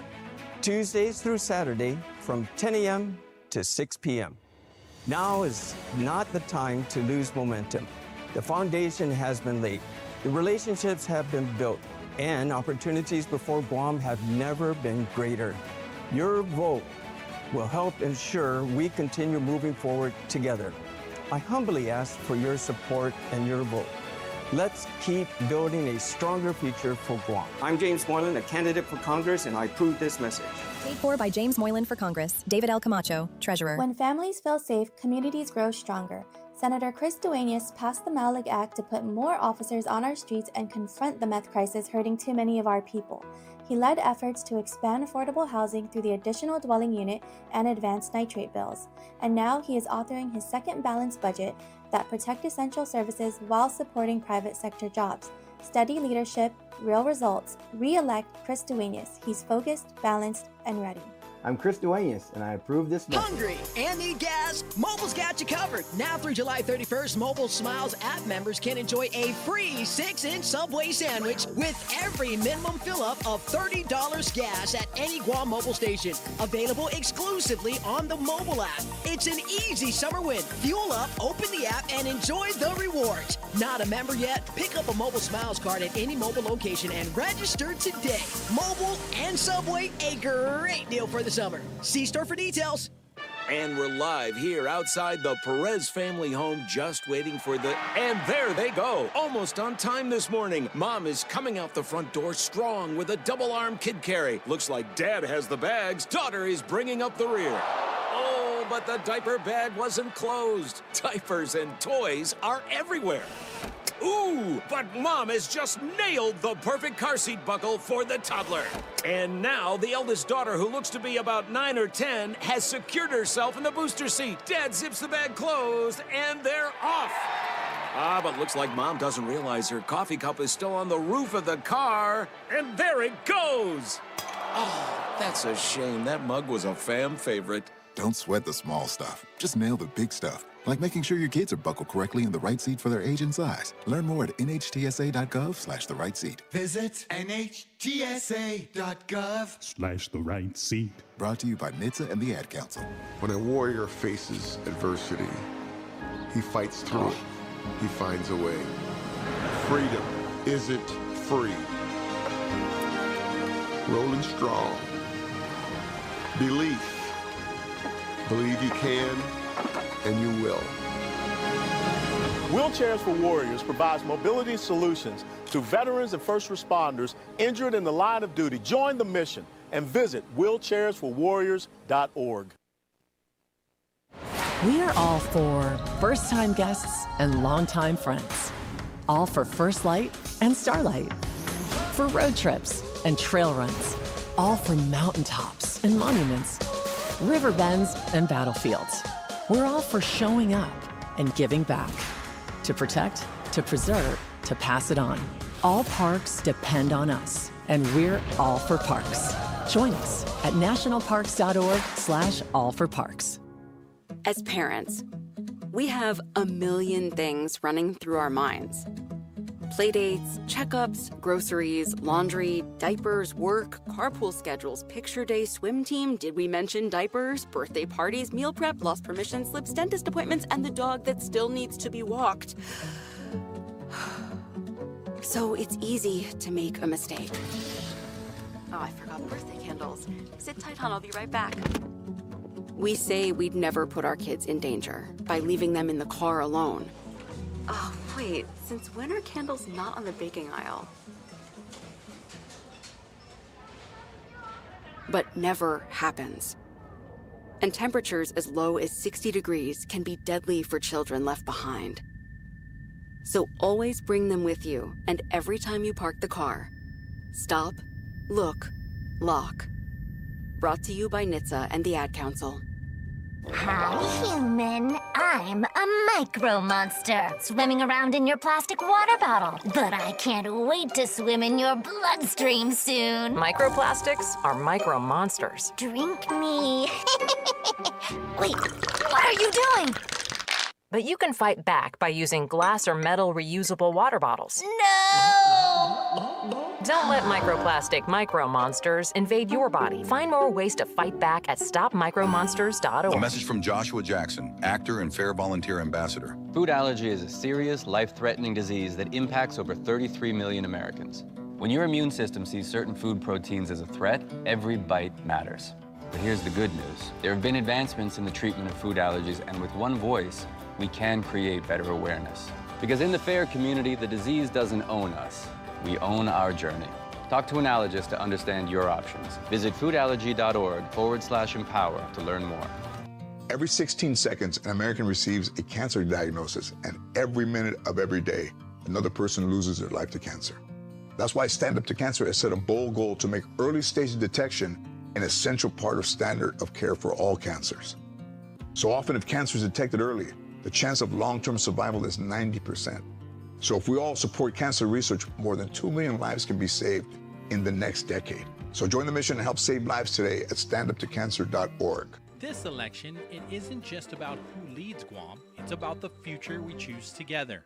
Join the University of Guam College of Liberal Arts and Social Sciences and the Free Association Task Force for Beyond the Status Quo, the gubernatorial debate, Wednesday, July 15 from 6 to 8 p.m. at the UOG Class Lecture Hall. Here the candidates discuss the issues that matter most, compare their visions for Guam, and if you can't make it in person, watch live on YouTube or listen on Wave 105.1 FM Guam. Beyond the Status Quo. Hear their vision, make your choice. The views and opinions expressed on this program are those of the show hosts, guests, and callers, and do not necessarily reflect the views of the staff or management of Wave 105.1 FM, Glimpses Media, or our partners. We strive to provide quality, respectful, and engaging content, and we welcome you to participate in the conversation. Thank you for tuning in to Wave 105.1 FM. Enjoy the show. Tune your ears to the perfect vocal harmony today as we uncover a mind-bending acoustic illusion hiding inside a classic musical style. Welcome to the National Day Spotlight for July 13th. Barbershop Music Appreciation Day is all about celebrating that distinct, old-school blend of four voices locking into a beautiful melody. But when a truly talented quartet hits a chord with absolute mathematical perfection, they trigger a fascinating physical phenomenon known as the phantom fifth voice. By tuning their vocal intervals just right, the sound frequencies merge in mid-air, creating a high-pitched overtone that sounds like an angelic whistle. The audience can hear it clearly, even though absolutely nobody in the room is physically singing at high pitch. It turns out that barbershop harmony isn't just a nostalgic musical tradition, it is a brilliant display of acoustic geometry where four singers can trick the human ear into hearing a ghost in the room. Isn't it incredible that they can trick us into hearing somebody that's not there? Yeah, it is interesting. That it is, but they're so talented and so good. Is this why you drag me to all their concerts? Absolutely, because they are so wonderful. Because you look for the ghost in the room? I do. We are also celebrating National Beans and Franks Day and International Town Criers Day. I'm Alice Anderson. And I'm Arlo Anderson with National Day Calendar, reminding you to celebrate every day. If you're looking for world-class website hosting at a fair price, Pair Networks is your best choice. Founded in the early days of the web and still going strong today, Pair Networks now hosts over 150,000 websites for its demanding customers worldwide. Setting the standards for excellence, Pair Networks has a technical and support staff that's second to none. A highly stable company with top-of-the-line technology, Pair Networks offers total reliability and flexibility for your website, and even a money-back guarantee. Whether you're a professional web designer or a beginner just getting your site online, Pair Networks has a web hosting plan that's right for you. Make the move today. Log on and learn more at pair.com. That's PAIR.com. Pair Networks. World-class web hosting at a fair price. Visit us at pair.com. Pair Networks. Wave 105, the talk of Guam. Real voices, real stories, right here at home. 105.1 The Wave is the talk of Guam.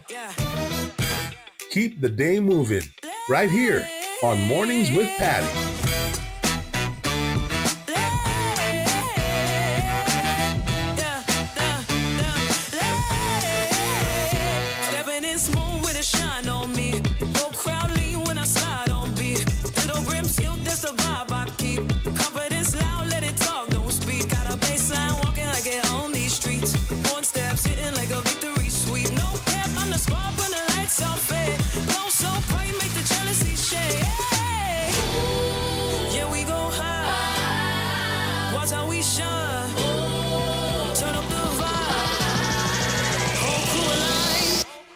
I'm the spark in the room when the bass go boom. Oh, give me that bass.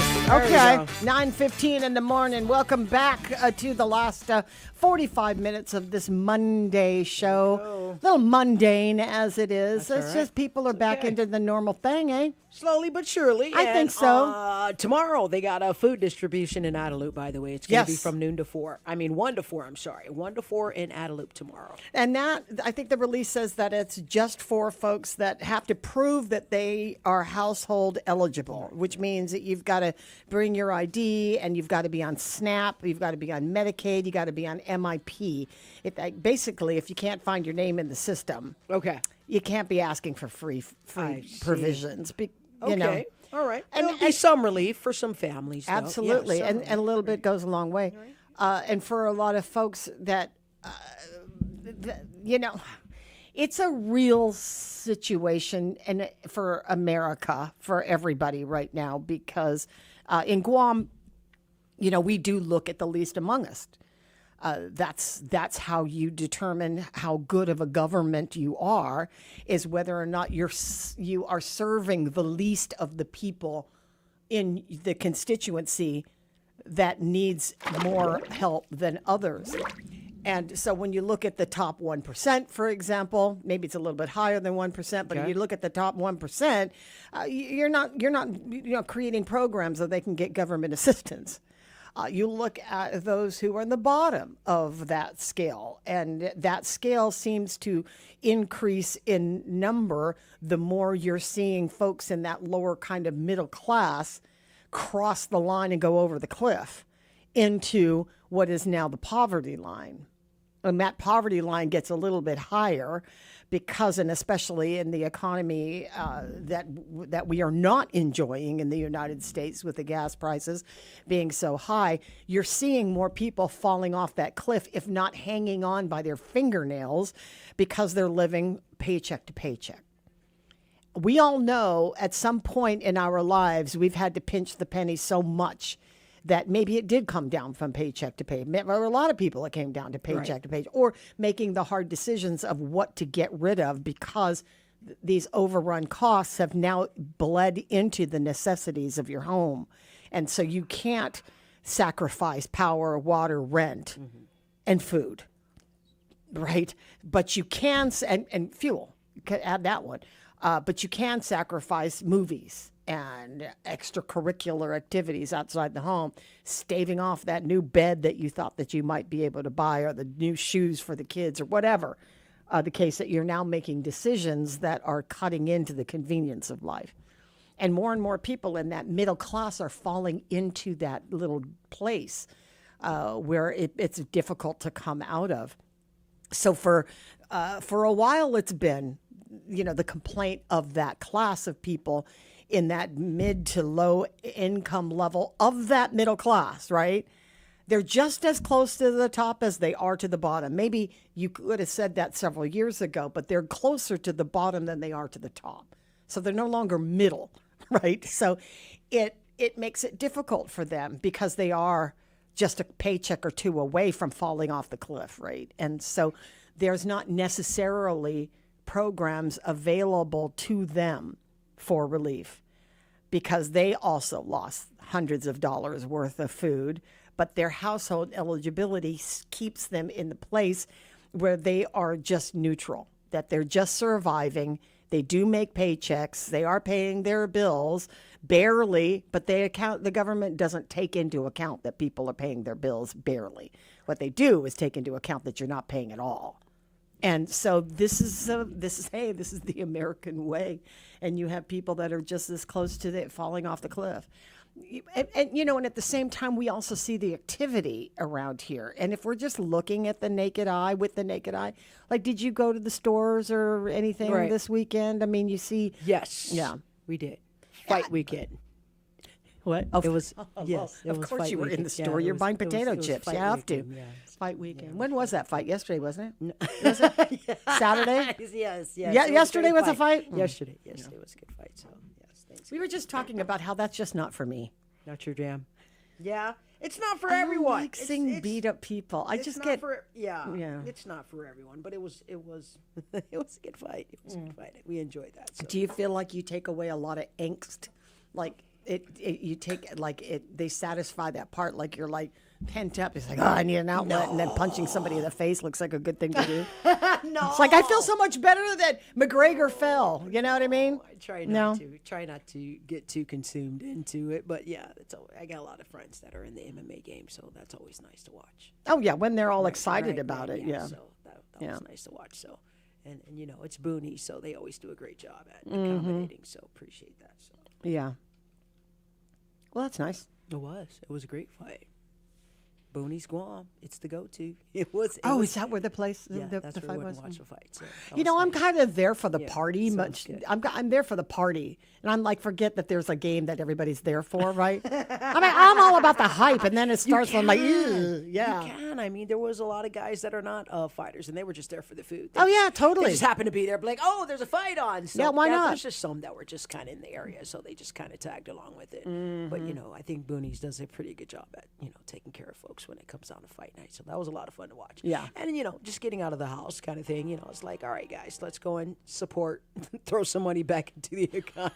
It's like, look, guys, we got to put some money back. So let's go out. We Let's got to go put out. some money We got to back. put some money out, okay? Obviously, let's go and do something. So, yeah, and it's well, good. if you don't have any power, it's like the greatest alternative is to go to somebody else's place and use their power. And we're running out of hotel money, so, you know. Yeah, exactly. Hotels have been, like, super bad. So it's like, y'all ain't got a room yet. No, man. I was like, cringe. Super cringe. So, you know, yeah. So Trying to, I'd say the hotels are packed. hotels are pretty accommodating. Oh, that's pretty good. I mean, you know, who doesn't like that? Hotels being to the brim. It is pretty crowded. See who, you know, you pass around the parking lot. It's like, dude, did you really sleep in your car, bro? That's like really extreme, dude. Like, bro. He's like, no, I'm gonna get a room tomorrow. So it's like, so you're gonna sleep because they down don't here. have a house to stay in. I mean, or they're no power, no water. So yeah, that's for the those that are- convenience yeah, of it. so, You can. That's what's Brad Rosala was saying the other day. He said there's 65% occupancy in the hotel because people at this point in Saipan are going, screw this. You know, if I can't do anything. I'm saving money on power right now, and I'm just going to go check into the hotel. And I think the rates are actually no tourists are coming in, so it's actually beneficial to the locals to try to get that long staycation. Yeah, but you know, it's not bad. And That's- it's a lot of fun. It's fun, you know, and it was a lot of fun. So it Yeah. was a great weekend. Yeah. Well, I'm glad that you and I'm glad you. good weekend, I'm just trying to keep up on the body count of people who are dying or not dead yet. We try Sorry. not. We don't want to add our. Yeah, we don't want to go into the statistics of those. So we're like, Well, we're just going to be grateful, like the governor said. We're at 8 out of a 9 or a 8 out.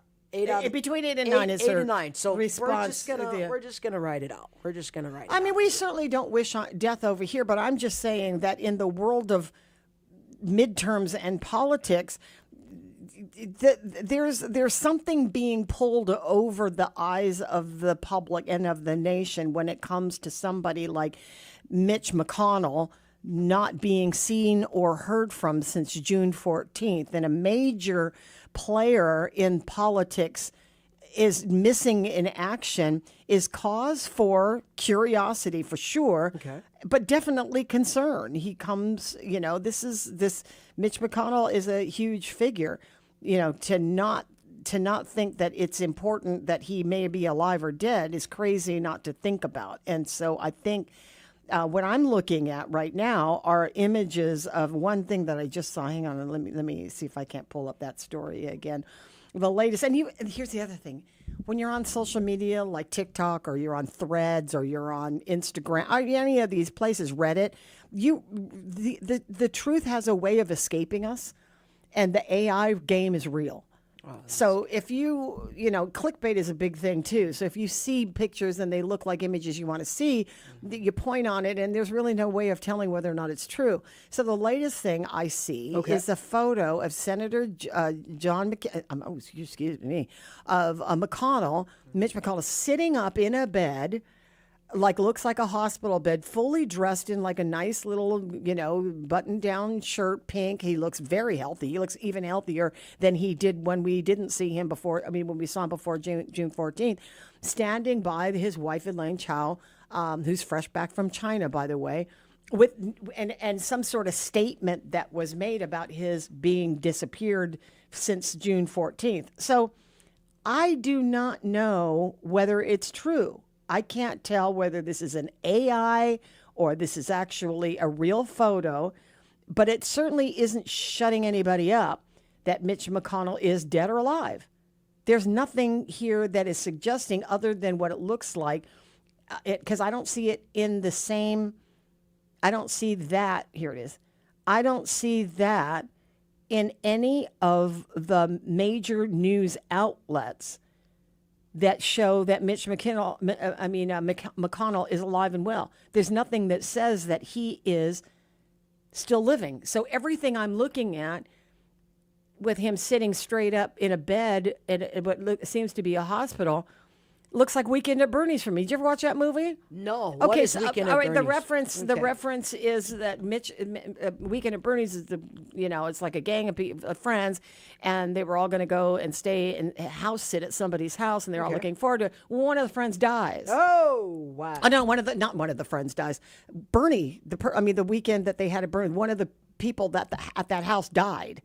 And so they tried to have to keep him alive. God, the premise of the story Ew. is escaping me. Ew. Well, the reference to Ew. yeah. So they have to keep him alive for a show. Oh. So they basically prop up this dead corpse. Ew.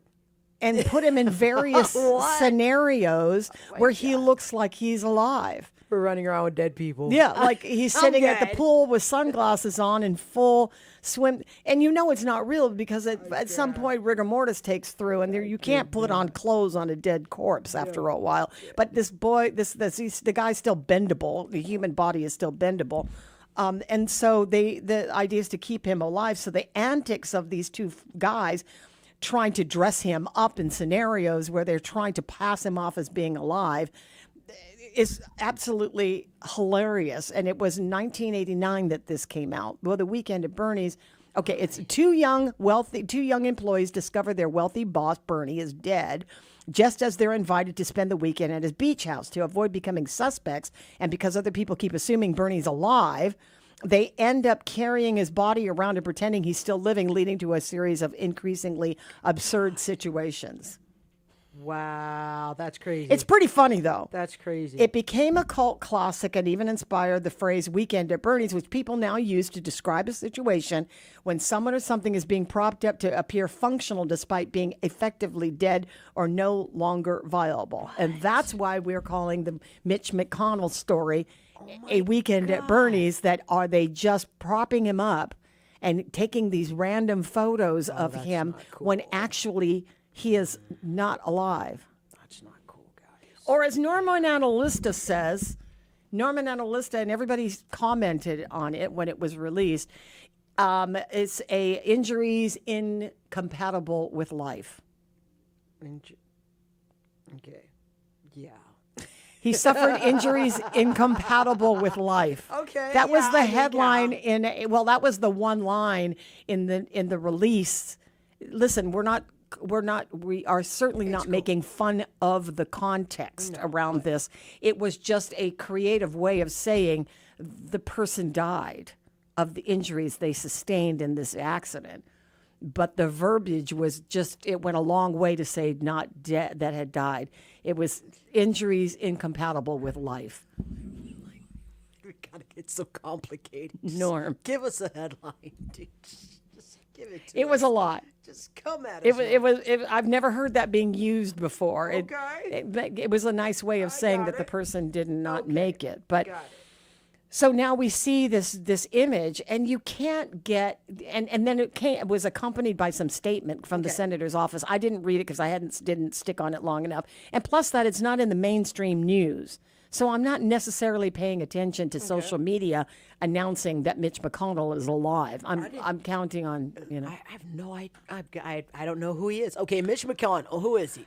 Well, he's only one of the, most powerful, long-living Republicans that has served in Congress. And they want to keep him alive. Well, I mean, he's been around for a long time, and there's a couple of reasons to keep. I don't know about keeping him alive, but there's a couple of reasons why you don't really want someone like that, who is a big spectacle within the Republican Party, to die before the midterms. Okay. Right. He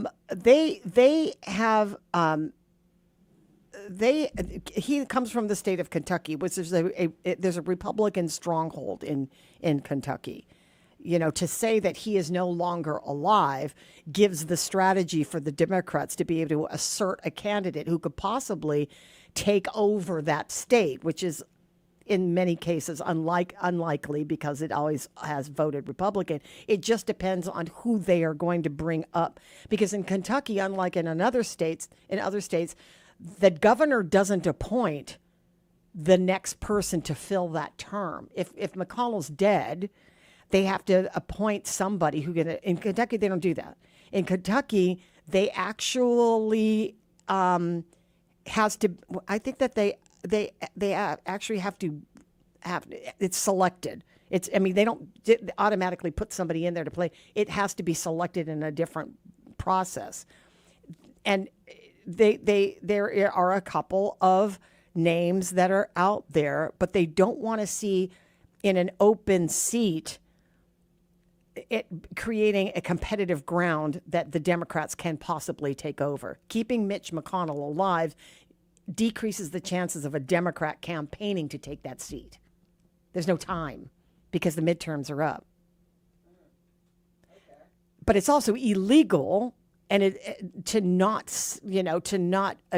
tell somebody that in that particular state where he has run for election and won the seat, that you're hiding the fact that a respected member of Congress has died, and you're hiding the death because you don't want the outcome to be. He's 84. Is he 84? I thought it was. No, I thought wasn't he Mitch McConnell, I Senator Mitch McConnell. Is that who you're talking about? Yeah, 84 years old, said in a statement that he also suffered a case of mild pneumonia. So it looks like he's alive. Even in the public eye, I feel that the same instinct. I can't help it. Yeah, he had a pneumonia. Well, it looks like he broke his silence 2 hours ago. Okay, from where? From Kentucky. His hospitalization, insisting that he was only receiving excellent care and he is recovering. It looks like. And where did that come from? Was that the one that came from his office? And where are you reading from? AP. Here, let me just send. Okay, so it's AP has now since put out a release 2 hours ago. Yeah. Okay, because that same. Is it the same guy that we're? Oh yeah. Okay. But I'm saying that same statement came out, and it's being pushed on Facebook. I mean on whatever social media. On social media. Yeah. Okay. And so it never came necessarily. It's not even if it came out 2 hours ago. It hasn't made the mainstream. It's not been leading as a story anywhere. Is what I'm saying. If it came out 2 hours ago, so there's something that is circulating on social media that is apparently something that came out of his office with an accompanying photo of him sitting straight up. See that? In a hospital bed with his wife Elaine next to him. Okay. I don't have a photo, but okay. Yeah. So he's okay. Yeah. Okay. So okay. Where I'm going with it. Okay. This is not a story I've been following. I have no idea who this guy is. I have not been following it, but I'm following it now for you. I'm going to follow it. Well, I mean, I mean, unless you have something, I think it's one of those things where if Mitch McConnell was alive. And he was alive 2 hours ago when this supposed news release came out. It would be a breaking news story. But so far, the only place that I've seen that is been on social media. Oh, okay. And there's nothing in the mainstream media that is necessarily saying it. I know that you said that AP is writing it. And interesting. Yeah. Okay. Anyway, so according to the Associated Press, which you said 2 hours ago, was that it was a fall that led to his hospitalization, and now he's finally, and there is a photo showing him next to his wife Elaine.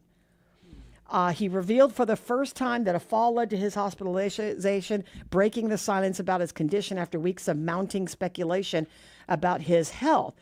84, he said in a statement that he was briefly unconscious around the time he was first taken to the hospital. Okay, they're asking me to subscribe, dang AP. In a statement, he was briefly unconscious around the time he was first taken to the hospital and was undergone a battery of tests to try to determine what led to his fall. He said he was also treated for mild pneumonia and has been moved to a rehab facility. My doctors have confirmed that I didn't break any bones or suffer concussion. I didn't have a heart attack or a stroke. I don't have any tumors or hemorrhages. McConnell said, adding that he is now regaining my strength. The statement comes on the heels of the unexpected death of Lindsey Graham from South Carolina yesterday. And McConnell says he can't return to the Senate quite yet. Coupled with his passing, coupled with Graham's passing, it will temporarily whittle the GOP majority in that chamber down to a 51-2. So that's 51-47. Republicans are still trying to increase military funding and advance the president's agenda. One of these guys or both of these guys dying is a problem for the Republican Party. They got to still push these funding bills. They're still trying to work on Save the Voting Act and all of these things. They need all of the Republicans to be intact. So if they're pushing the story that Mitch McConnell is alive and well, and they have a photo of him looking actually much better than I've seen him in years, next to his wife. AI? Oh, I would not dare. Okay. Okay. I would not dare. I would not dare. Okay. Well, we want him to be healthy, right? We want him to be well. Well, I mean, in the scope of humanity. We don't wish bad but on political. people. Political death for some of these guys is not a problem. In death, absolutely, human life, and those, maybe there are people. We know that the president of the United States, was celebrating the death of many people that were his detractors, and so he was saying it's good that they're dead. Do we want to say the same thing on the other side of the ticket, that we want Mitch McConnell to be dead and we're celebrating the fact that Lindsey Graham died? No, that's not what we do as humans, right? That's just not the way to go. No. Yeah, that's not the standard. You're right. But We political don't death, do that. would people mind if Mitch McConnell and Lindsey Graham and others now in Congress would suffer a political death? Absolutely not. They want to knock them off the ticket like anybody else. No, knock them off the ticket if they're bad, is what I'm saying. Not knock them out of life. God, that's okay. I'll follow and be like, God, I would hate to be a politician and someone just wants me to die. Oh, God. Right? It's like, dude, really? Yeah. No, we're good. It's like, it's not that serious. Yeah, it's not Calm that serious. down. No, you're absolutely right. I mean, in the scope of things, but see, we kill people off. 80 years old. You don't 84. do that to people. 84 years old. We don't do that to people. Right? Can't do that to people. He's 84. That's not nice. Well, I mean, from a morality standpoint, ethically, it's the wrong thing to say, right? It's the wrong thing to say. Ethically, you just don't wish people dead. But that's whatever. That's a standard societal rule. But politically, political death, I don't mind. You know what I mean? As in, if you're not voted back into office and your career is ended, I'm not mad at that because you were a horrible this. I'm not saying that about Graham, and I'm not saying that about McConnell. I'm saying that about Trump for real. But I'm saying that if die politically, I don't have a problem with you not being a president right now. And you could say the same thing about Mitch McConnell, and you can say the same thing about Lindsey Graham, that people just didn't politically. They just didn't like him. And there's many real reasons why they don't politically. The death of people's political career on Guam, many people have wished for that. Like, just go away. We don't want you to be in the military. And I don't know why I keep saying the military. We don't want you to be in any position of governance. They feel that way about a lot of people, including the governor and the lieutenant governor. We are in the middle of an election campaign. There are many people wishing for the political death of each other. They're just. Oh my God. Yeah. Okay, follow it. Ouch. Yeah. All right. Okay. Okay. All right. Well. All right. All right. So there it is. There it is. Okay. So the story that is that Mitch McConnell's alive and well, according to his office, and the mainstream media is now reporting. I was looking at a TikTok, my fault, and it looked like it was AI generated, and a Weekend at Bernie's portrait is what that looked like. Sorry, it just did. No, when you go radio silent, and it's always been my adage that if you don't tell the truth, or don't say if you don't acknowledge a particular rumor as being true or false, sometimes the speculation is worse than the actual truth. So people have buried Mitch McConnell if the actual truth is that he's been suffering from a fall and he hasn't been come to until recently, and it was pneumonia. Well, the worst possible scenario was that he died and everybody was the conspiracy theorists were using the worst case scenario and they're fashioning it as truth. That's more dangerous than what the truth apparently is. I fell. I just came to. Right? I had pneumonia. It wasn't a problem. I've seen Mitch McConnell fall several times in the past 2 years of his age.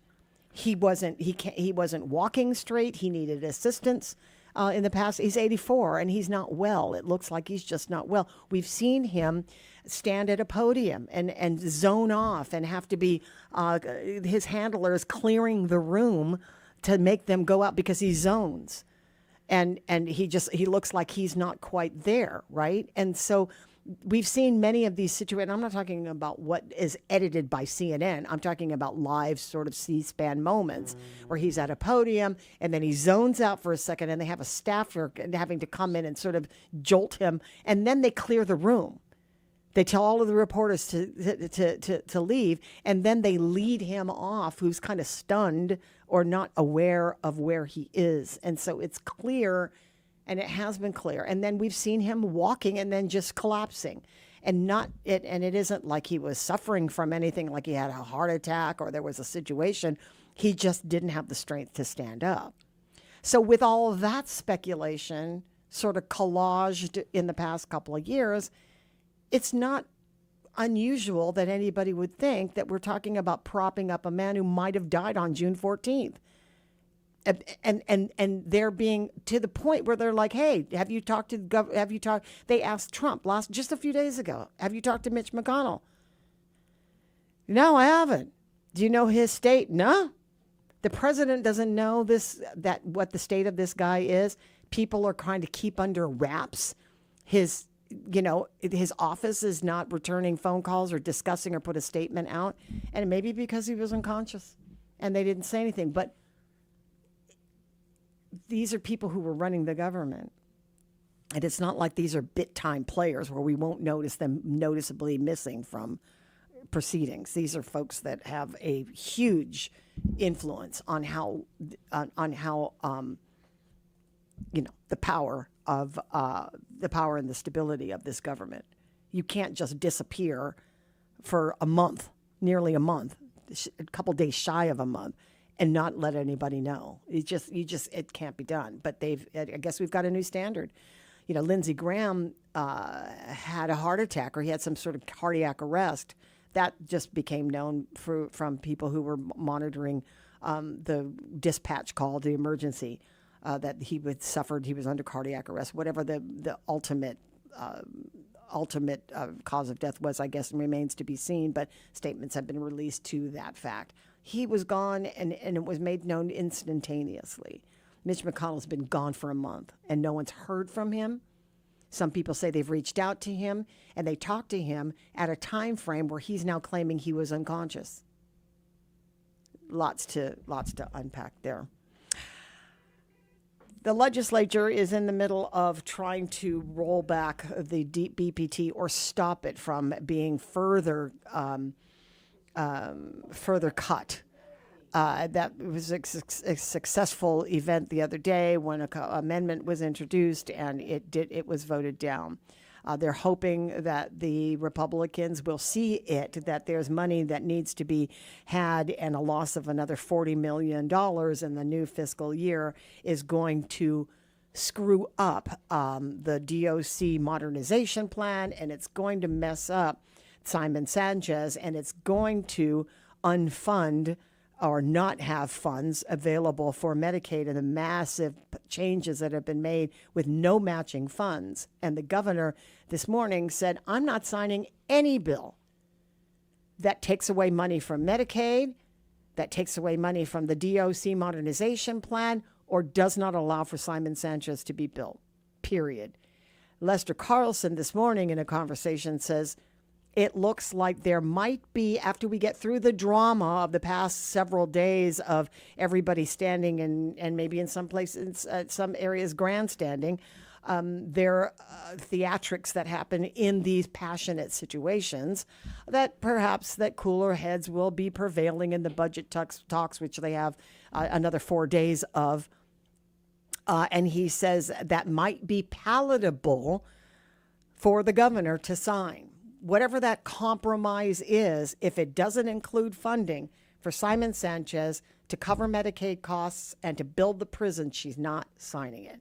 So it might be that this this plan that the Republicans have to sew up the budget by July 17th might be stalled and push them back off the campaign trail and into the legislature to pull these late nighters and these weekends in order to get a budget passed if she vetoes. And depending on what that veto vote will be, will decide whether or not it can be an overridden veto and that they can still have their way. It really just depends on who's going to vote for it. But it's the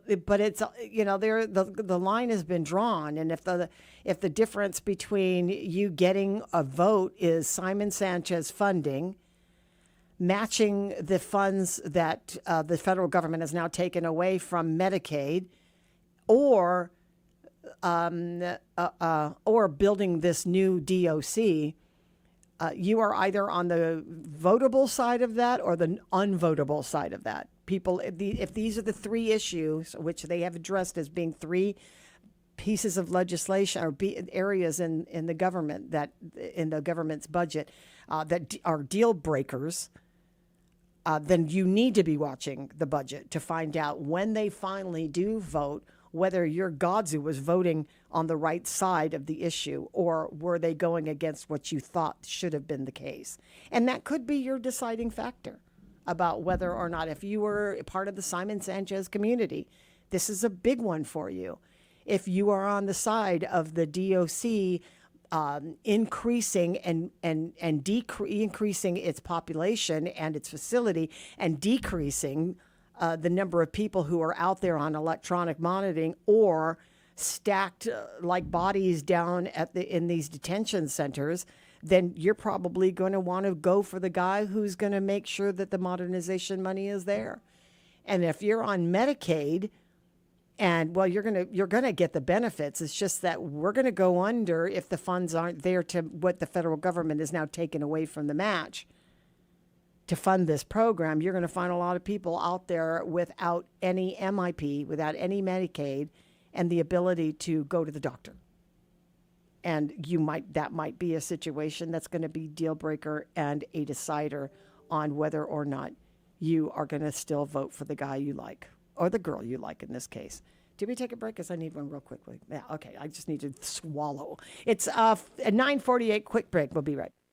When families feel safe, communities grow stronger. Senator Chris Duenas passed the Malik Act to put more officers on our streets and confront the meth crisis hurting too many of our people. He led efforts to expand affordable housing through the additional dwelling unit and advanced nitrate bills. And now he is authoring his second balanced budget that protects essential services while supporting private sector jobs. Steady leadership, real results. Re-elect Chris Duenas. He's focused, balanced, and ready. I'm Chris Duenas, and I approve this message. Hungry and need gas? Mobile's got you covered. Now through July 31st, Mobile Smiles app members can enjoy a free 6-inch Subway sandwich with every minimum fill-up of $30 gas at any Guam mobile station. Available exclusively on the mobile app. It's an easy summer win. Fuel up, open the app, and enjoy the rewards. Not a member yet? Pick up a Mobile Smiles card at any mobile location and register today. Mobile and Subway, a great deal for the summer. See store for details. And we're live here outside the Perez family home, just waiting for the... And there they go, almost on time this morning. Mom is coming out the front door strong with a double-arm kid carry. Looks like Dad has the bags. Daughter is bringing up the rear. Oh, but the diaper bag wasn't closed. Diapers and toys are everywhere. Ooh, but Mom has just nailed the perfect car seat buckle for the toddler. And now the eldest daughter, who looks to be about 9 or 10, has secured herself in the booster seat. Dad zips the bag closed, and they're off. But looks like Mom doesn't realize her coffee cup is still on the roof of the car. And there it goes. Oh, that's a shame. That mug was a fam favorite. Don't sweat the small stuff. Just nail the big stuff, like making sure your kids are buckled correctly in the right seat for their age and size. Learn more at nhtsa.gov/the right seat. Visit nhtsa.gov/the right seat. Brought to you by NHTSA and the Ad Council. When a warrior faces adversity, he fights through it. He finds a way. Freedom isn't free. Rolling strong. Belief. Believe you can, and you will. Wheelchairs for Warriors provides mobility solutions to veterans and first responders injured in the line of duty. Join the mission and visit wheelchairsforwarriors.org. We are all for first-time guests and longtime friends. All for First Light and Starlight. For road trips and trail runs. All for mountaintops and monuments. River bends and battlefields. We're all for showing up and giving back. To protect, to preserve, to pass it on. All parks depend on us, and we're all for parks. Join us at nationalparks.org/allforparks. As parents, we have a million things running through our minds. Playdates, checkups, groceries, laundry, diapers, work, carpool schedules, picture day, swim team, did we mention diapers, birthday parties, meal prep, lost permission slips, dentist appointments, and the dog that still needs to be walked. So it's easy to make a mistake. Oh, I forgot birthday candles. Sit tight, hon, I'll be right back. We say we'd never put our kids in danger by leaving them in the car alone. Oh, wait, since when are candles not on the baking aisle? But never happens. And temperatures as low as 60 degrees can be deadly for children left behind. So always bring them with you, and every time you park the car, stop, look, lock. Brought to you by NHTSA and the Ad Council.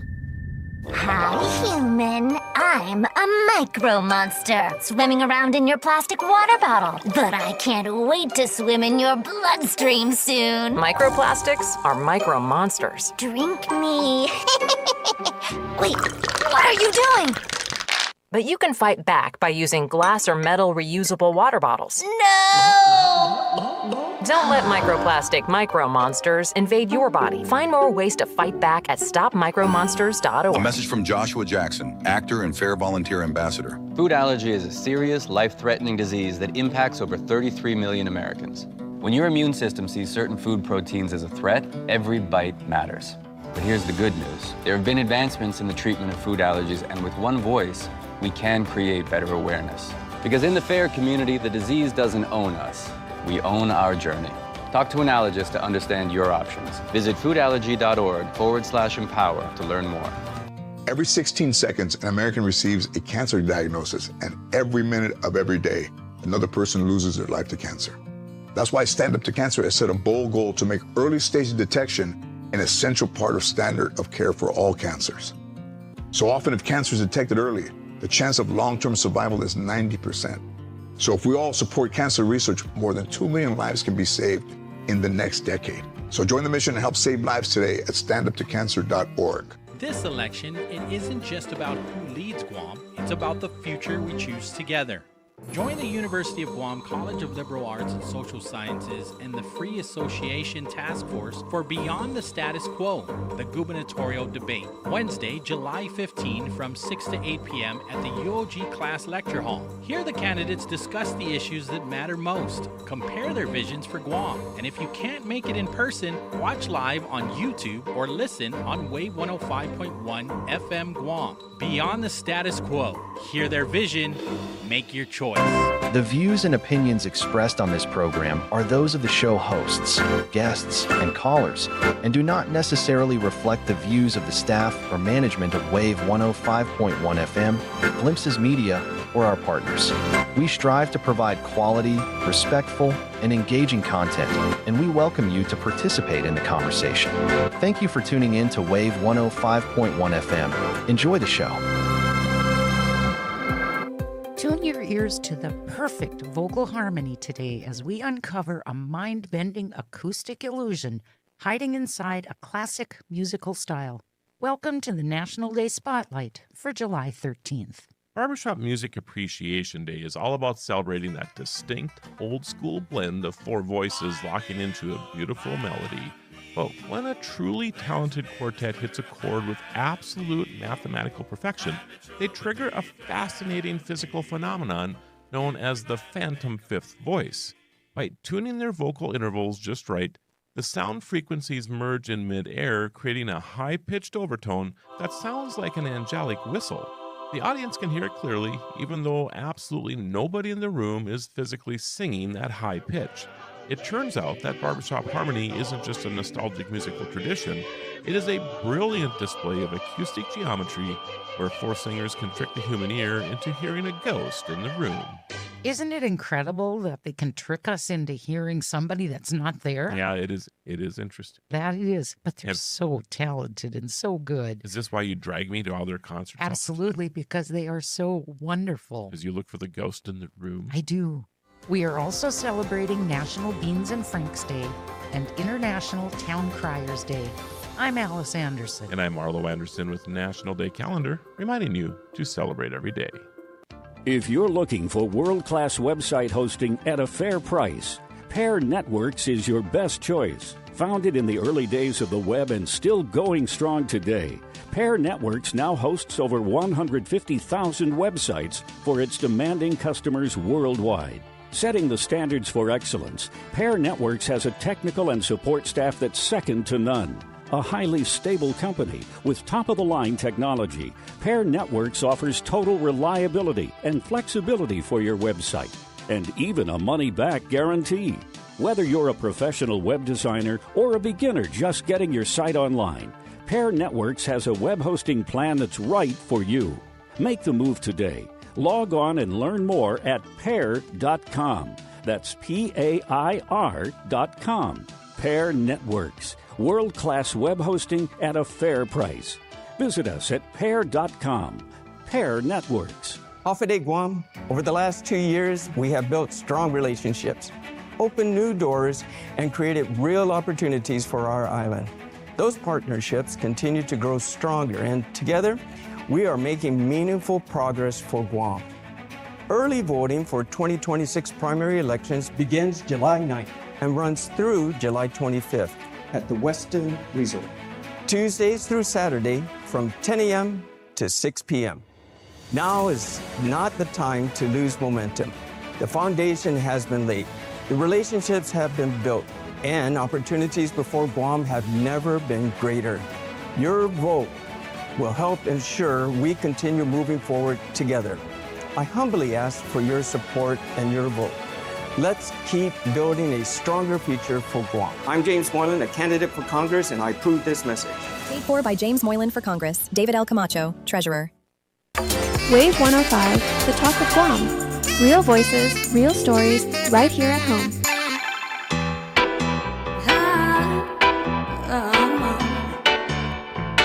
I might be too taboo.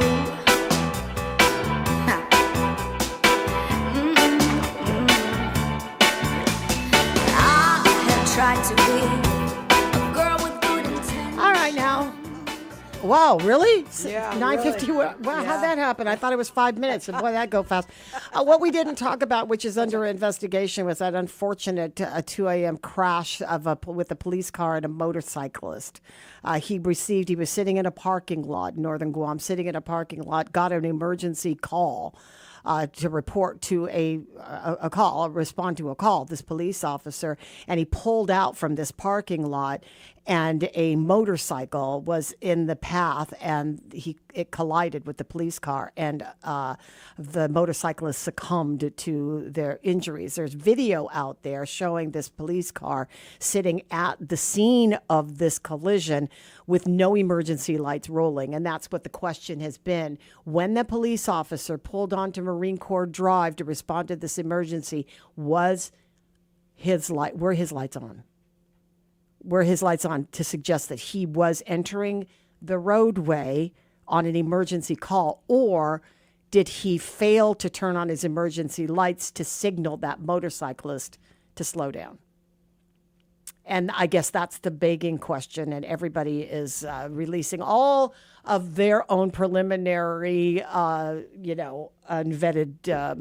reviews of that. But ultimately, it's going to be an investigation, or it is an investigation by GPD. But that was a very unfortunate situation that took place of a life having been lost.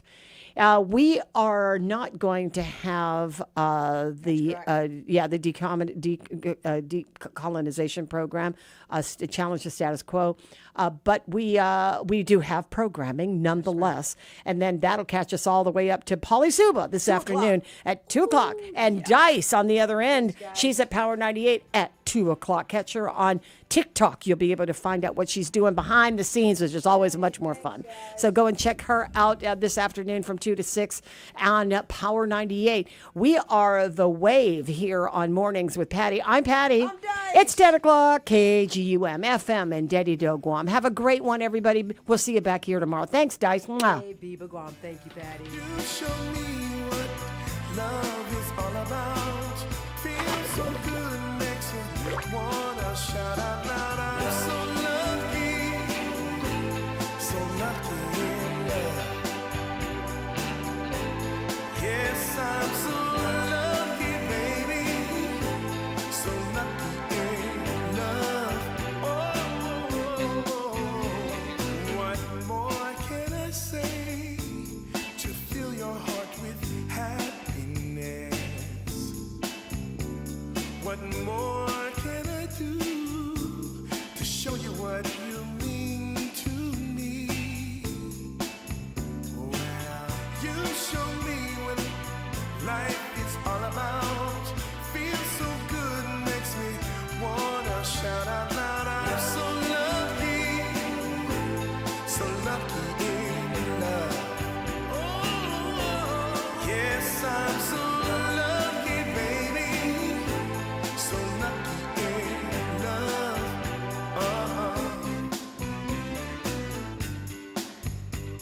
Yeah, lucky in love. Oh, yeah.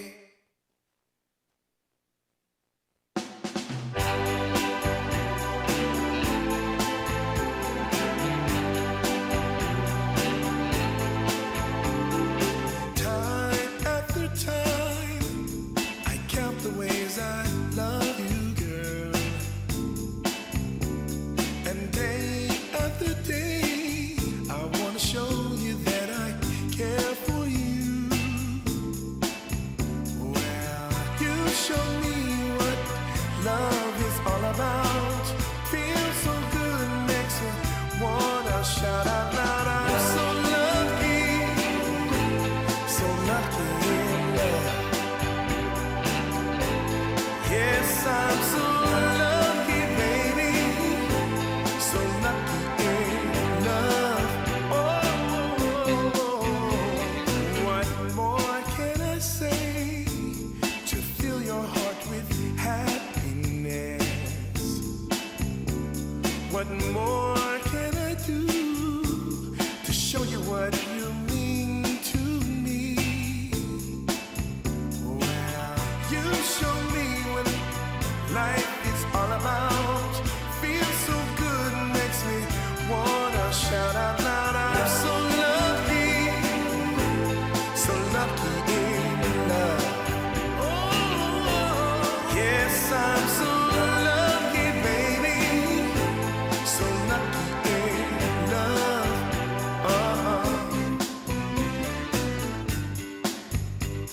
Yeah, lucky in love. Oh, yeah. Military officer, law enforcer, policymaker. Service has been the cornerstone of Congressman James Moylan's life. James Moylan swore to protect America as an officer in the United States Army. As a parole officer, James worked with families affected by substance